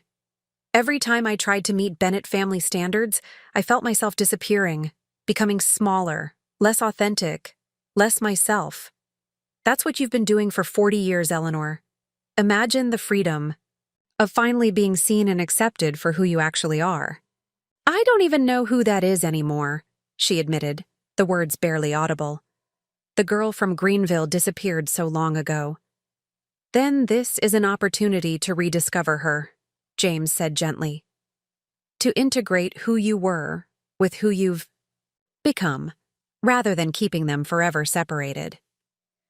Eleanor took a deep breath, straightening her posture in what I now recognized as a self-soothing gesture, rather than a display of superiority. If I agree to your conditions, you'll help with the trustees. We'll present a united family front, James confirmed, but an authentic one, not a performance. We'll support you and Dad through whatever comes next, but we won't participate in perpetuating deception. I'll need time, Eleanor said, to figure out how to tell Richard, to prepare. The trustees' meeting is in 10 days, I reminded her. Our condition is that Richard knows the complete truth before then. Eleanor nodded slowly. I understand. She gathered her purse and stood to leave, then paused. You know, when James first told us he was marrying a schoolteacher from a non-prominent family, my first thought was fear. Fear that you might expose me somehow. That your presence would disrupt the careful balance I'd maintained. Is that why you were so resistant to accepting me? I asked, surprised by this new insight. Partly, she acknowledged.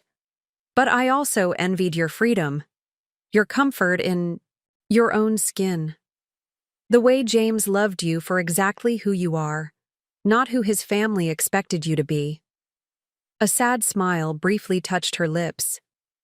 I wonder if Richard would have loved Eleanor Pierce, daughter of a history teacher and a secretary, as much as he loved Eleanor Pierce of the Charleston Pierces. Only one way to find out, James said quietly. As Eleanor left, her shoulders carried a new weight, the burden of approaching truth-telling after decades of careful deception. Yet there was also a subtle difference in her posture, as if some of the rigid self-control had finally begun to loosen. Do you think she'll actually tell him? I asked James once we were alone. I don't know, he admitted. That would require more courage than maintaining the deception, but I hope she finds it. We left the cafe feeling neither victorious nor defeated, but rather weighted with the responsibility of the path we had chosen. This wasn't about leveraging a suddenly advantageous position. It was about creating an opportunity for authentic connection that might eventually heal the fractures within the Bennett family. Fractures that had existed long before I entered the picture. As we walked home, hand in hand, I realized that the wedding incident that had seemed so devastating had actually been a disguised blessing, the catalyst that finally brought hidden truths to light and created possibility for genuine transformation. "Whatever happens with the trust," James said, as if reading my thoughts, "we've already gained something invaluable." "What's that?" I asked, though I suspected I knew his answer. "The freedom to stand in our truth, without apology or compromise. Some people spend their entire lives without experiencing that." Looking at my husband, this man who had consistently chosen authenticity over expectation, love over legacy, I felt profound gratitude for the path we had walked together, challenges, and all.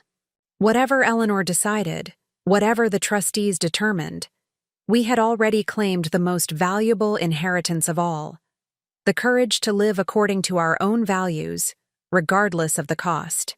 5 days after our meeting with Eleanor, James received a text message from his father that simply read, "Need to see you both. Our house. 7 p.m.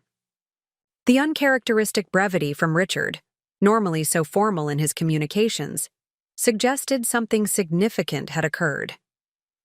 "Do you think she told him?" I asked as we drove to the Bennett home that evening. The familiar route feeling, somehow different now that we understood the complex dynamics at play. "I'm not sure," James replied, his fingers tapping nervously on the steering wheel. "Dad's message didn't give anything away, but some things definitely happened."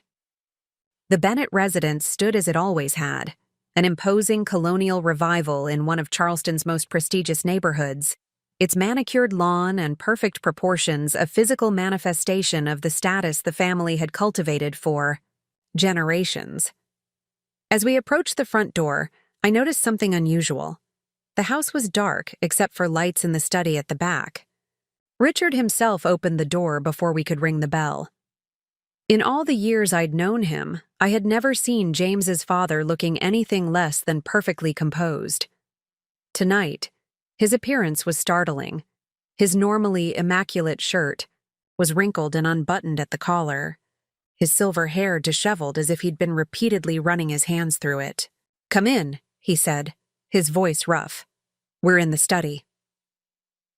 The formal greeting rituals that usually marked any visit to the Bennett home were conspicuously absent. No offers of drinks, no small talk about the drive over.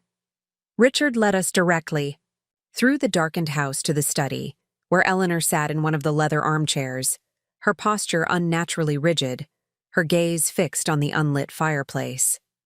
"Sit, please," Richard said, gesturing to the sofa opposite his wife.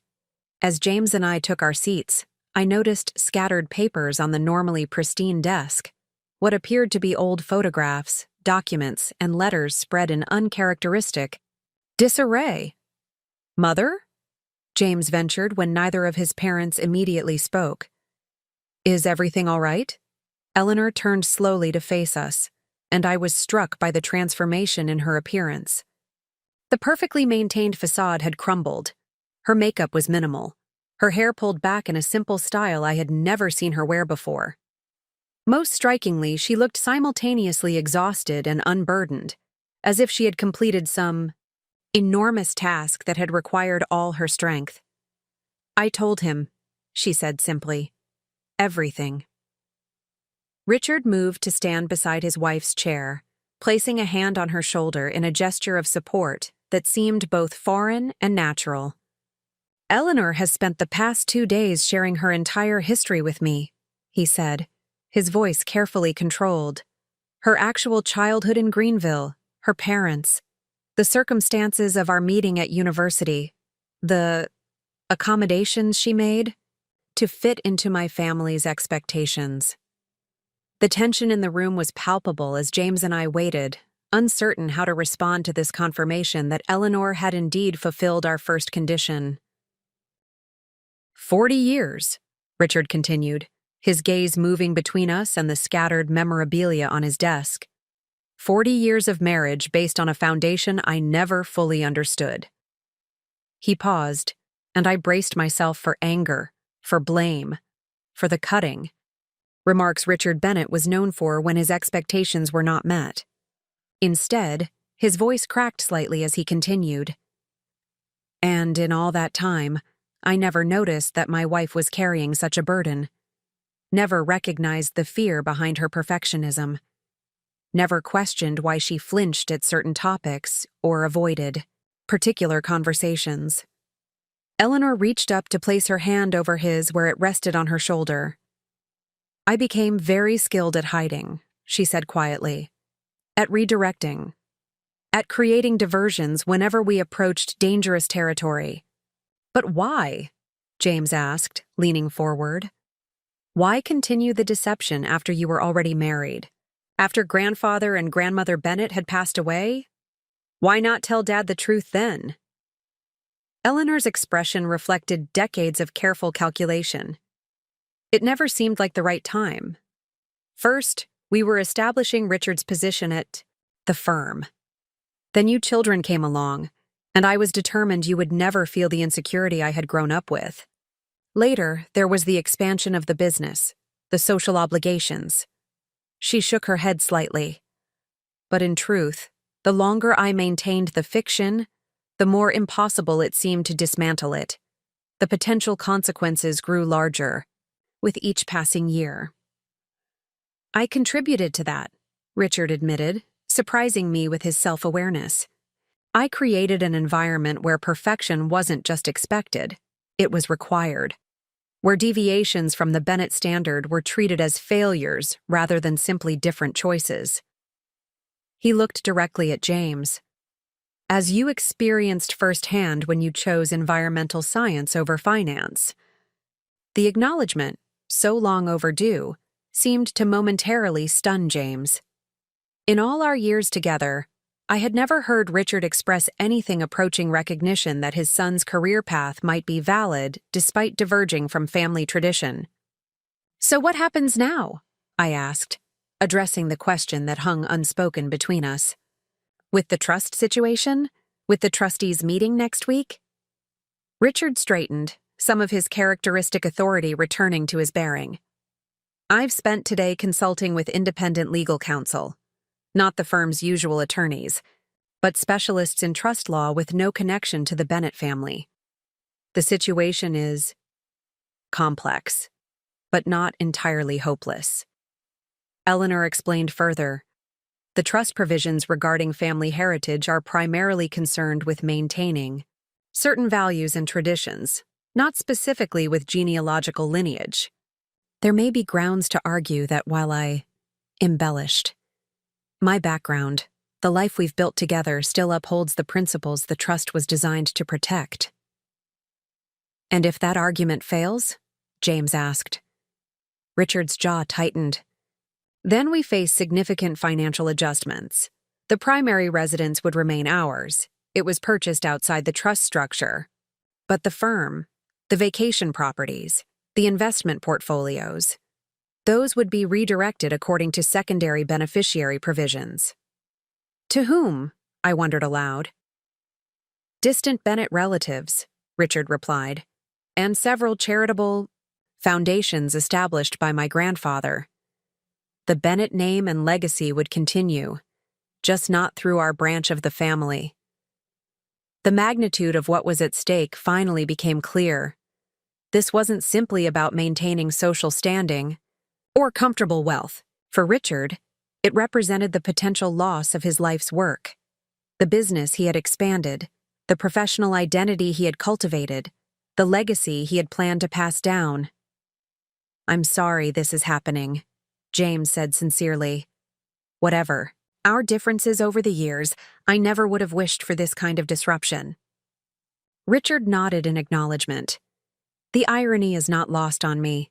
For decades, I've prioritized the Bennett legacy above almost everything else, including, at times, the happiness of my own family. Now that legacy may be lost precisely because I created an environment where Eleanor felt she couldn't be honest about who she really was. The self-reflection in his statement was so unexpected that momentarily none of us knew how to respond. Richard Bennett, acknowledging his role in creating a toxic family culture, was so far outside my experience that it seemed almost unreal.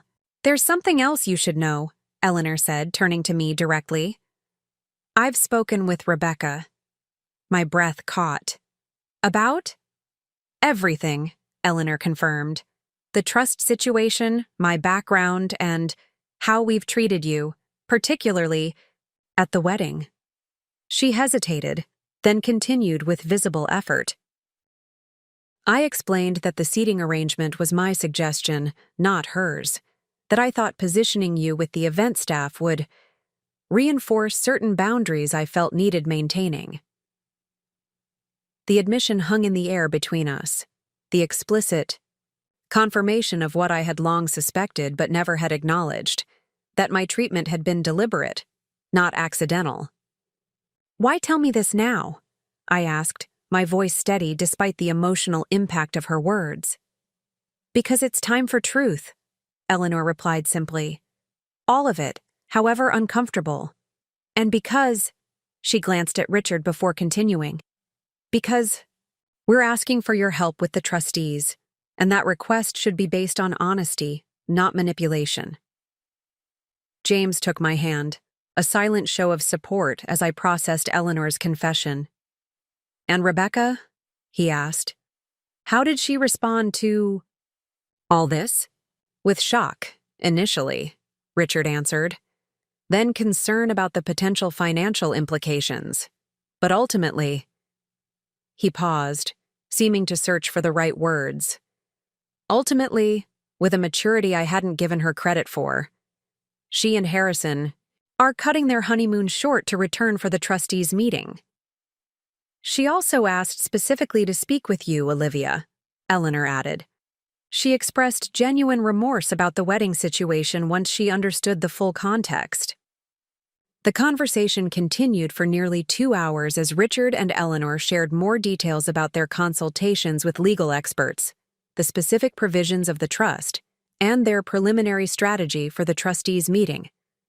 Throughout, I was struck by the fundamental shift in how they engaged with us, speaking as equals rather than from their usual position of authority, acknowledging uncertainties rather than projecting perfect confidence. As we prepared to leave, Eleanor walked with me to the foyer while James lingered in the study with his father, examining some of the trust documents in more detail. "I need to ask you something," Eleanor said quietly, ensuring we couldn't be overheard. "Something personal." I nodded, curious about what could require such privacy. "How did you do it?" she asked, her composure slipping to reveal genuine vulnerability. "How did you maintain your sense of self all these years despite our efforts to make you conform? To make you feel less than? Where did that strength come from?" The question caught me completely off guard. For so long, I had seen myself as the one lacking strength in our interactions, the one who kept trying to earn approval, who worried about measuring up. The idea that Eleanor had perceived me as strong was entirely unexpected. "I don't know that I would call it strength," I answered honestly. "For years, I tried desperately to meet Bennett's standards, to dress appropriately, to speak correctly, to be the kind of wife your family thought James deserved. But you never lost yourself completely," Eleanor pressed. "You kept teaching, despite our hints that it wasn't a prestigious enough career. You maintained your friendships outside our social circle. You continued creating art even when Richard dismissed it as a hobby." I considered her observation thoughtfully. "I suppose I always had touchstones that kept me grounded. My students, who don't care about social status but respond to genuine presence. My art, which demands authenticity to have any value. And James, who consistently valued me for exactly who I am, not who others expected me to be. Eleanor nodded, slowly, absorbing my words. "For what it's worth," she said after a moment. "I envied that about you from the beginning. I mistook it for naivety at first. This belief that you could be part of our world without surrendering your identity. Later, I recognized it as something I had lost long ago, the courage to be defined by your own values rather than external expectations." As James and I drove home that evening, the spring night air flowing through cracked windows, we tried to process the seismic shift that had occurred within the Bennett family dynamics. "I never thought I'd see my father looking vulnerable," James admitted, "or hear him acknowledge any responsibility for family dysfunction." "People can surprise you when their carefully constructed worlds begin to crumble," I observed. "Sometimes, crisis reveals character that prosperity kept hidden." James reached for my hand across the console. "Whatever happens with the trust, with the family finances, I'm proud of how we've handled this. We could have used this situation for revenge or advantage, but instead, we pushed for honesty and healing." His words resonated deeply with the realization I had come to while speaking with Eleanor. True strength wasn't found in perfect appearance or social position. It came from knowing your own values and living in alignment with them, regardless of external pressure or potential cost. As we pulled into our driveway, our modest home welcoming us with its simple authenticity, I felt a profound appreciation for the life we had built together, one based not on inheritance or status, but on genuine connection and shared purpose. Whatever the trustees decided, we had already claimed the most valuable asset of all, the freedom to be ourselves, completely and without apology. The day of Rebecca's return from her abbreviated honeymoon arrived with unexpected tension. She had requested to meet with me privately, a first in our 7-year history as sisters-in-law, and suggested a walk along the harbor, away from both Bennett property and our home, neutral territory for what promised to be a challenging conversation. I arrived at the designated meeting spot 15 minutes early, a habit formed from years of teaching. The harbor stretched before me, fishing boats and pleasure craft bobbing gently in the late morning sun. I watched a pelican dive for its breakfast, emerging triumphant with a silver fish wriggling in its pouch. Nature carrying on its timeless patterns, indifferent to human dramas unfolding along its shores. "Olivia." I turned to find Rebecca approaching and was momentarily taken aback by her appearance. Gone was the polished perfection that had always been her trademark. Instead, she wore simple linen pants, a plain blouse, and minimal makeup. Her hair, usually styled with meticulous precision, was pulled back in a casual ponytail. The transformation was so striking that I might have passed her on the street without recognition. "Rebecca," I acknowledged, unsure how to navigate this unprecedented interaction. "Thank you for suggesting this meeting." She nodded, gesturing toward the harbor. "Walk. Shall we?" We fell into step beside each other, maintaining a careful distance. For several minutes, neither of us spoke, the silence filled only by the cry of gulls and the gentle lapping of water against the seawall. "Harrison and I were in the Maldives when Mother called," Rebecca finally said, her voice quieter than I had ever heard it. "At first, I was furious about cutting our honeymoon short. I couldn't understand why a paperwork issue with some old trust couldn't wait until our scheduled return. I remained silent, allowing her to continue at her own pace. Then she told me everything. About her background, about the trust conditions, about— She hesitated briefly. "About what really happened at the wedding, with your seating assignment." The memory of that public humiliation still stung, but I found the pain had dulled considerably since understanding the complex dynamics that had motivated it. "I want you to know," Rebecca continued, "that while the seating chart came from Mother's suggestion, I accepted it, implemented it. I could have questioned it or refused, but I didn't. She stopped walking and turned to face me directly. I owe you an apology, Olivia. A genuine one. The directness caught me off guard. In all our years of interaction, Rebecca had never once acknowledged any wrongdoing or extended anything resembling an apology. I appreciate that, I said carefully. But I'm curious. Why now? Is it because of the trust situation? A flash of the old Rebecca, defensive, prideful, crossed her face, then subsided. That's a fair question. The trust situation was the catalyst, yes. It forced conversations that should have happened years ago. But standing in that overwater bungalow, listening to my mother confess to decades of deception while my new husband watched me process it all. Something fundamental shifted. She gestured for us to continue walking. For my entire life, I've been taught that appearance is everything. That the Bennett name carried obligations, standards that couldn't be compromised. That certain people belonged in our circle and others didn't. She shook her head slightly.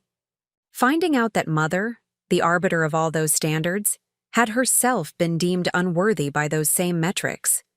It's forced me to question everything. That kind of fundamental reconsideration can be disorienting, I observed, but also potentially liberating. Rebecca nodded slowly. Harrison said something similar when we were discussing whether to return early. He pointed out that I've never seemed truly happy, always striving, always performing, but never just being. A rueful smile touched her lips. Apparently, my new husband sees me more clearly than I see myself. We paused at a viewing point, watching a sailboat tack gracefully across the harbor, its white sails billowing in the morning breeze. Can I ask you something personal? Rebecca ventured after a moment. Of course. Are you actually happy? Teaching elementary school art? Living in that small house? Driving a car that's at least 10 years old? The question could have sounded condescending, but her tone held genuine curiosity. I don't mean that judgmentally. I really want to know. I considered her question thoughtfully. Happiness isn't something I think about in those terms, I admitted.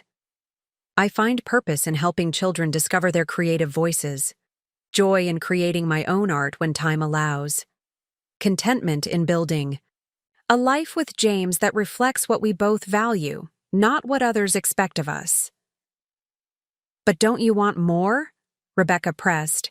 Better things, higher status, greater recognition? More of what matters to me, certainly, I replied. More impact. With my students, more depth in my relationships, more authenticity in how I live, but more possessions or status for their own sake. Those have never been my measures of success. Rebecca absorbed this, her expression thoughtful. The trust meeting is tomorrow, she said after a long pause. The lawyers have been working around the clock to prepare our case. Father is confident we can persuade the trustees that despite Mother's creative history, the family has upheld the values and traditions the trust was established to protect. And if you can't? I asked gently. Then everything changes, she admitted, a vulnerability in her voice I had never heard before. The houses, the firm, the lifestyle we've all taken for granted. Harrison's family has money, of course, but it wouldn't be the same. And Mother and Father? She trailed off, clearly uncomfortable with the implications. They would have to rebuild, I finished, for her. From a foundation of truth rather than deception. That might prove more sustainable in the long run. Rebecca studied me with new interest. You truly don't care about the money, do you? Any of it.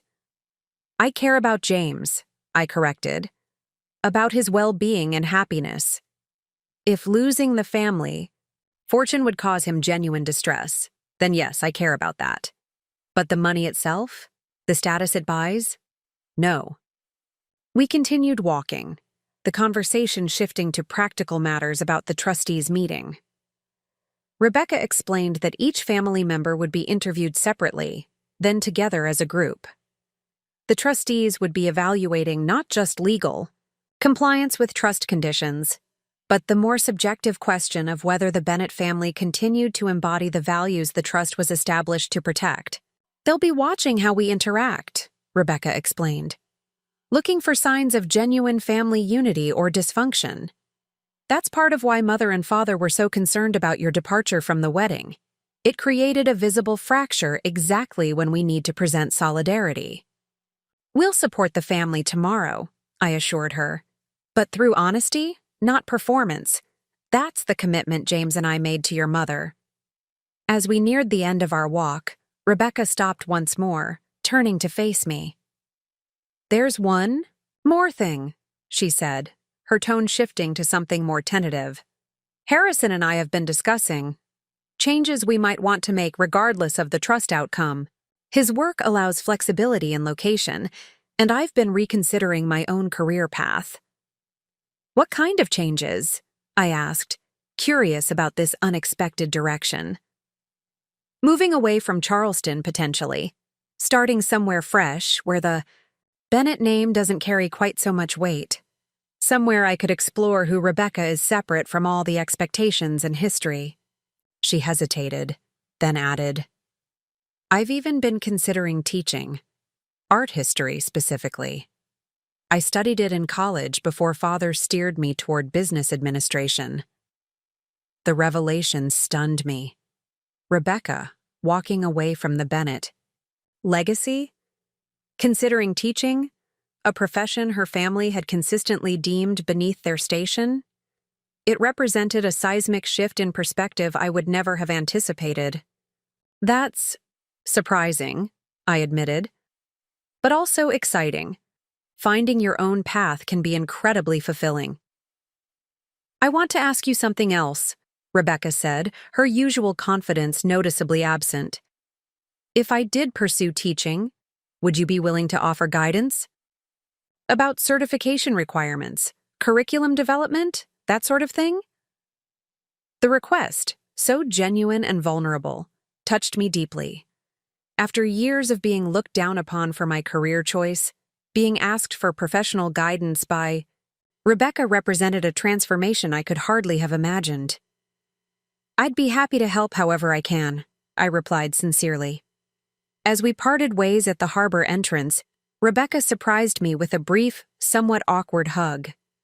Thank you for agreeing to meet, she said, and for being willing to help tomorrow, despite everything. Family is complicated, I replied simply, but that doesn't mean it can't evolve. Walking back to my car, I felt a sense of cautious optimism I hadn't expected. The conversation with Rebecca had revealed possibilities for authentic connection that years of formal family dinners and obligatory holiday gatherings had never provided. Crisis had created openings that comfort had kept firmly closed. That evening, James and I prepared for the trustees' meeting with a quiet dinner at home. We had agreed to present ourselves authentically. No pretense, no performance, but also no unnecessary confrontation. Our goal wasn't to damage the Bennett family's case, but to demonstrate that genuine family bonds could exist without the artifice that had characterized previous generations. Did you ever imagine, James mused as we cleaned up from dinner, that walking out of Rebecca's wedding would lead to all of this? My mother confronting her decades-long deception, my father acknowledging his role in creating a toxic family culture, Rebecca questioning her entire life direction. Never, I admitted. I was just trying to preserve my own dignity in that moment. I had no idea it would trigger such a fundamental reckoning. James wrapped his arms around me from behind as I rinsed the last plate. That's often how meaningful change happens, isn't it? Not through grand gestures or carefully planned interventions, but through small acts of personal integrity that create ripple effects no one could have predicted. His observation struck me as profoundly true. By simply refusing to accept disrespect, by walking away rather than compromising my self-worth, I had inadvertently catalyzed a transformation that decades of more deliberate efforts might never have achieved. As we prepared for bed, my phone chimed with a text message from Eleanor. "Whatever tomorrow brings, thank you for your willingness to stand with us from a place of truth rather than obligation. I'm learning belatedly the difference between appearance and substance, between looking like a family and being one." I showed the message to James, who read it with raised eyebrows. From my mother? Without a single reference to appropriate attire or arrival protocols for tomorrow? "People can change," I said softly, "when the cost of remaining the same finally exceeds the cost of transformation." That night, as James slept beside me, I found myself reflecting on the journey that had brought us to this pivotal moment. The painful exclusion at Rebecca's wedding, what had felt like a breaking point, had actually been a breakthrough, creating space for authenticity where only performance had existed before.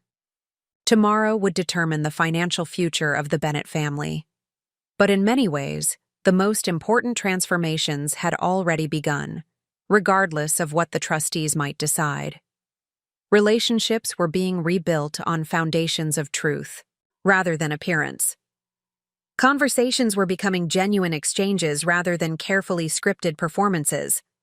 As I finally drifted toward sleep, I realized that walking away from that wedding hadn't been an ending at all. It had been the first step toward a beginning none of us could have imagined. Sometimes the greatest gift we can offer others is the courage to stand in our truth, creating possibility for everyone to become more authentic in the process. The Bennett family estate appeared different that morning as James and I drove through the imposing gates. Perhaps it was the knowledge we now possessed about its foundations, or perhaps it was our own shifted perspective. Either way, the grandee. Colonial Revival Mansion seemed less intimidating than it once had, beautiful still, but merely a structure rather than a symbol of unattainable perfection. We arrived precisely at 9:30, 15 minutes before the scheduled start of the trustees' meeting. Richard had arranged for the gathering to take place in the formal dining room, transformed now into something resembling a conference space. The massive mahogany table gleamed under subtle lighting, name placards indicating each person's assigned position. Eleanor greeted us in the foyer, her appearance striking an unexpected balance between her former perfectionism and a new authenticity. Her clothing remained elegant, but had lost some of its rigid formality. Her makeup was minimal, allowing the natural texture of her skin to show through. "Thank you for coming," she said simply. "Richard and Rebecca are already inside with Harrison. The trustees arrived early and are reviewing documents in the study." "How are you feeling?" I asked, recognizing signs of tension in the tightness around her eyes. "Terrified," she admitted with surprising candor, "but also relieved in an unexpected way. Living with this secret has been exhausting in ways I never fully acknowledged, even to myself." James squeezed his mother's hand briefly. "Whatever happens today, that burden is gone. That's something no trust decision can take away." Eleanor nodded, blinking rapidly. "We should join the others." The atmosphere in the dining room carried a strange mix of family dinner and corporate meeting. Richard stood at the head of the C table, reviewing documents with an intensity that couldn't quite mask his underlying anxiety. Rebecca and Harrison sat close together, speaking in hushed tones that ceased as we entered. "James, Olivia," Richard acknowledged us with a nod. "Thank you for being here." The formal words carried unfamiliar warmth, and I realized that Richard Bennett, perhaps for the first time in our relationship, was expressing genuine gratitude rather than perfunctory politeness. "We've been discussing strategy," he continued. "The trustees will interview each of us individually before the group session. They'll be looking for consistency in our accounts, but also for signs of authentic family connection despite the complications that have emerged." "We're not here to perform," James reminded him gently. "We agreed to participate based on honesty, not orchestrated appearances. Richard's jaw tightened momentarily, then relaxed. Yes, of course. It's just difficult to abandon decades of habit, particularly when the stakes are so high. Before further discussion could occur, the heavy oak door opened to admit 3 people, 2 men and a woman, all in their 60s, dressed in conservative business attire that spoke of old money and traditional values. These, I realized, were the trustees whose decisions would shape the Bennett family's future. "Good morning," the woman said, taking immediate control of the room with nothing more than her composed presence. "I'm Victoria Hargrove. These are my colleagues, Martin Sullivan and Thomas Chen. We serve as the current trustees for the Bennett Family Heritage Trust." Richard stepped forward to make introductions, his practiced corporate demeanor sliding into place. "My wife, Eleanor, our daughter Rebecca and her husband, Harrison Wells, our son James and his wife Olivia." Victoria Hargrove's assessing gaze moved methodically across each of us, revealing nothing of her thoughts. "We appreciate your prompt arrangement of this meeting. As you know, certain discrepancies have come to light regarding trust conditions that require our immediate attention. We're prepared to address all your questions," Richard assured her, "and to demonstrate that despite any technical inconsistencies in documentation, the Bennett family continues to uphold the values and traditions the trust was established to protect." Victoria nodded slightly. "We'll begin with individual interviews. In the study, Mrs. Bennett, Eleanor, we'd like to start with you." As Eleanor followed the trustees from the room, her posture straight but not rigid, I noted the subtle tremble in her hands, the only visible sign of the enormous pressure she was under. The door closed behind them, leaving the remaining family members in uncomfortable silence. "This feels like waiting for a jury verdict," Harrison observed, his attempt at lightening the mood falling flat in the tense atmosphere. Rebecca reached for his hand. "Mother will do fine. She's had 40 years of practice presenting the Bennett image." "That's precisely what she doesn't need to do," James pointed out. "The trustees aren't looking for another performance. They need to see authentic recognition of past mistakes and genuine commitment to moving forward with integrity." Richard paced the length of the dining room, his habitual control visibly fraying. "This trust has been the foundation of the Bennett family for 3 generations. My grandfather established it not just to preserve wealth, but to ensure the continuation of values he believed essential to our family identity." "What values were those exactly?" I asked, genuinely curious. "Beyond the vague terms in the legal documents?" Richard paused his pacing, considering the question with unexpected seriousness. "Dignity, responsibility, commitment to community standing, preservation of heritage and tradition." He hesitated, then added more quietly, "At least that's how my father interpreted it to me. I've sometimes wondered if my grandfather might have meant something deeper." This hint of philosophical reflection from Richard Bennett, a man I had always experienced as entirely pragmatic and status-focused, suggested transformations occurring not just in Eleanor, but throughout the family system. One by one, we were called for individual interviews. Richard went next, then Rebecca and Harrison together. James was summoned forth, leaving me alone in the dining room with my thoughts. When he returned 40 minutes later, his expression was thoughtful rather than worried. "How was it?" I asked. "Surprisingly substantive," he replied. "They asked about my career choice, my relationship with my parents, how I see the future of the Bennett family. They seemed genuinely interested in understanding, not just checking compliance boxes." "Mrs. Bennett, Olivia," Victoria Hargrove appeared in the doorway. "We're ready for you now." The study had always been Richard's domain, a masculine space of leather-bound books and hunting prints that embodied traditional notions of power and authority. Now, with the three trustees seated behind the massive desk and me in a single chair before them, the room's inherent intimidation factor was amplified. "Mrs. Bennet," Victoria began, "you occupy a unique position in this situation. As a more recent addition to the family, you bring perspective that others may lack. We'd like to understand your experience of Bennet family dynamics and values. I'm not sure how my perspective would be relevant to trust conditions established generations. Before I entered the picture," I replied carefully. "On the contrary." Thomas Chen spoke for the first time, his voice gentle but penetrating. "The trust explicitly addresses how family values are transmitted across generations and to new members through marriage. Your integration, or lack thereof, speaks directly to whether the Bennet family is fulfilling those obligations." The insight caught me off guard. I had assumed they would ask perfunctory questions about how long I'd known about Eleanor's deception, or whether I supported the family's position. Instead, they seemed interested in the deeper patterns of family functioning. "In that case," I said, "I can share my honest experience. For 7 years, I attempted to meet Bennet family expectations that were never explicitly stated but were constantly enforced through subtle and not-so-subtle social mechanisms.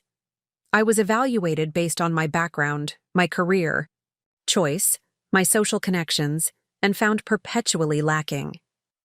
Martin Sullivan made a note before asking, "And yet you remained part of the family. Why?" "Because I love my husband," I answered simply.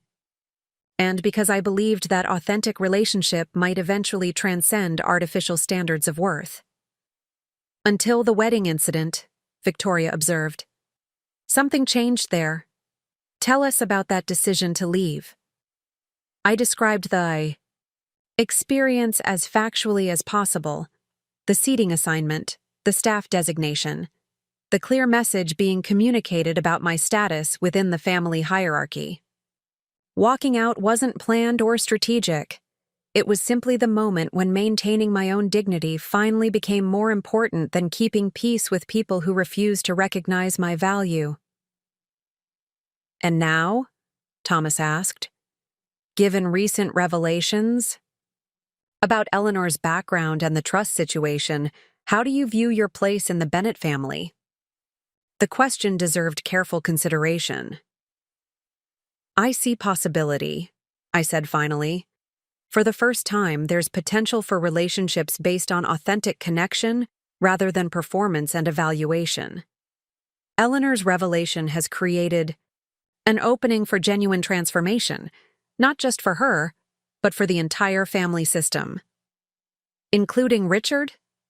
Martin's skepticism was evident in his tone. "Especially Richard," I countered. "He's built his identity around being the perfect Bennet heir, the guardian of family legacy. Learning that the foundation of his marriage included significant deception has forced him to question everything, including how his rigid enforcement of Bennet standards may have damaged his relationships with his children."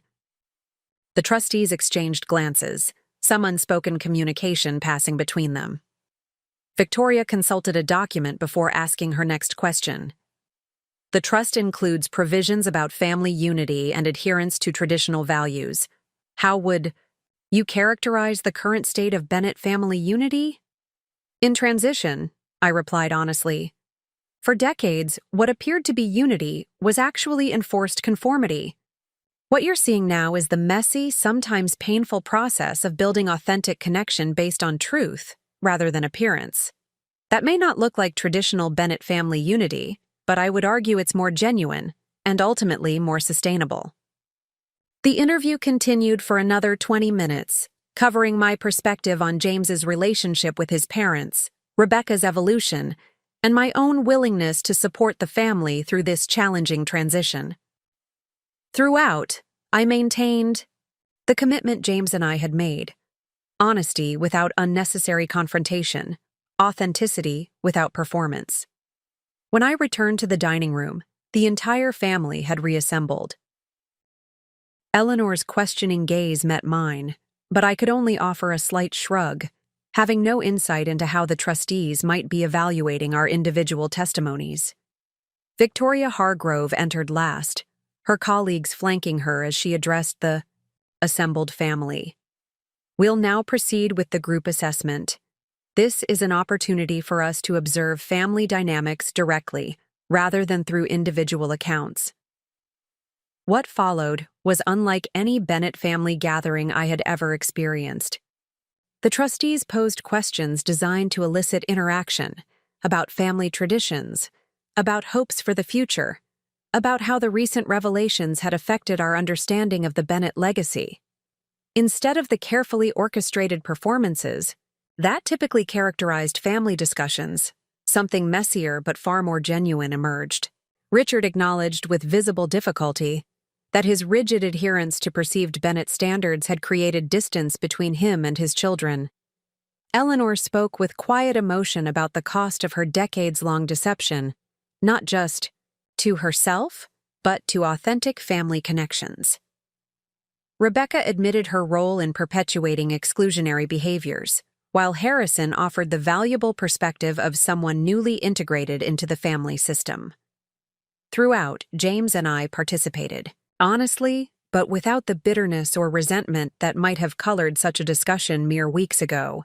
The walking away had cleared something essential within me, not just anger at past treatment, but the desperate need for Bennett approval that had shaped so much of my behavior during our marriage. After nearly 2 hours of this remarkably candid interaction, Victoria finally stood, signaling the conclusion of their assessment. We have sufficient information to make our determination regarding the trust conditions. We'll deliberate privately and provide our decision by tomorrow morning. Is there any preliminary indication you can offer? Richard asked, uncharacteristic uncertainty in his voice. Victoria's expression remained professionally neutral. The situation is without precedent in the trust's history. We need to consider carefully how the documented deception regarding Eleanor's background balances against other provisions regarding family unity and values transmission. She gathered her papers with deliberate precision. What I can say is that we've observed a family in significant transition from patterns that appeared stable but were fundamentally unsustainable towards something still forming but potentially more authentic. With that cryptic assessment, the trustees departed, leaving the Bennett family in a limbo of uncertainty. As the sound of their car faded down the driveway, Richard broke the silence. Whatever their decision, he said, looking around at each of us, I want to acknowledge that this process has revealed truths I should have recognized long ago. About what truly constitutes family strength. About the cost of prioritizing appearance over authenticity. Does that mean you're finally ready to admit that my environmental science career isn't a tragic departure from the Bennett legacy? James asked, the question serious despite his light tone. Richard's expression reflected genuine consideration. I'm beginning to understand that the true Bennett legacy isn't about specific career paths or social positions. It's about integrity, commitment, and yes, adaptation to changing circumstances while maintaining core principles. He looked directly at his son. Your mother and I may have lost sight of that distinction over the years. As James and I prepared to leave, Eleanor walked us to the door, not the formal escort of a hostess concluding a social obligation, but the natural movement of someone wishing to extend a moment of connection. Up next, you've got 2 more standout stories right on your screen. If this one hit the mark, you won't want to pass these up. Just click and check them out. And don't forget to subscribe and turn on the notification bell so you don't miss any upload from us.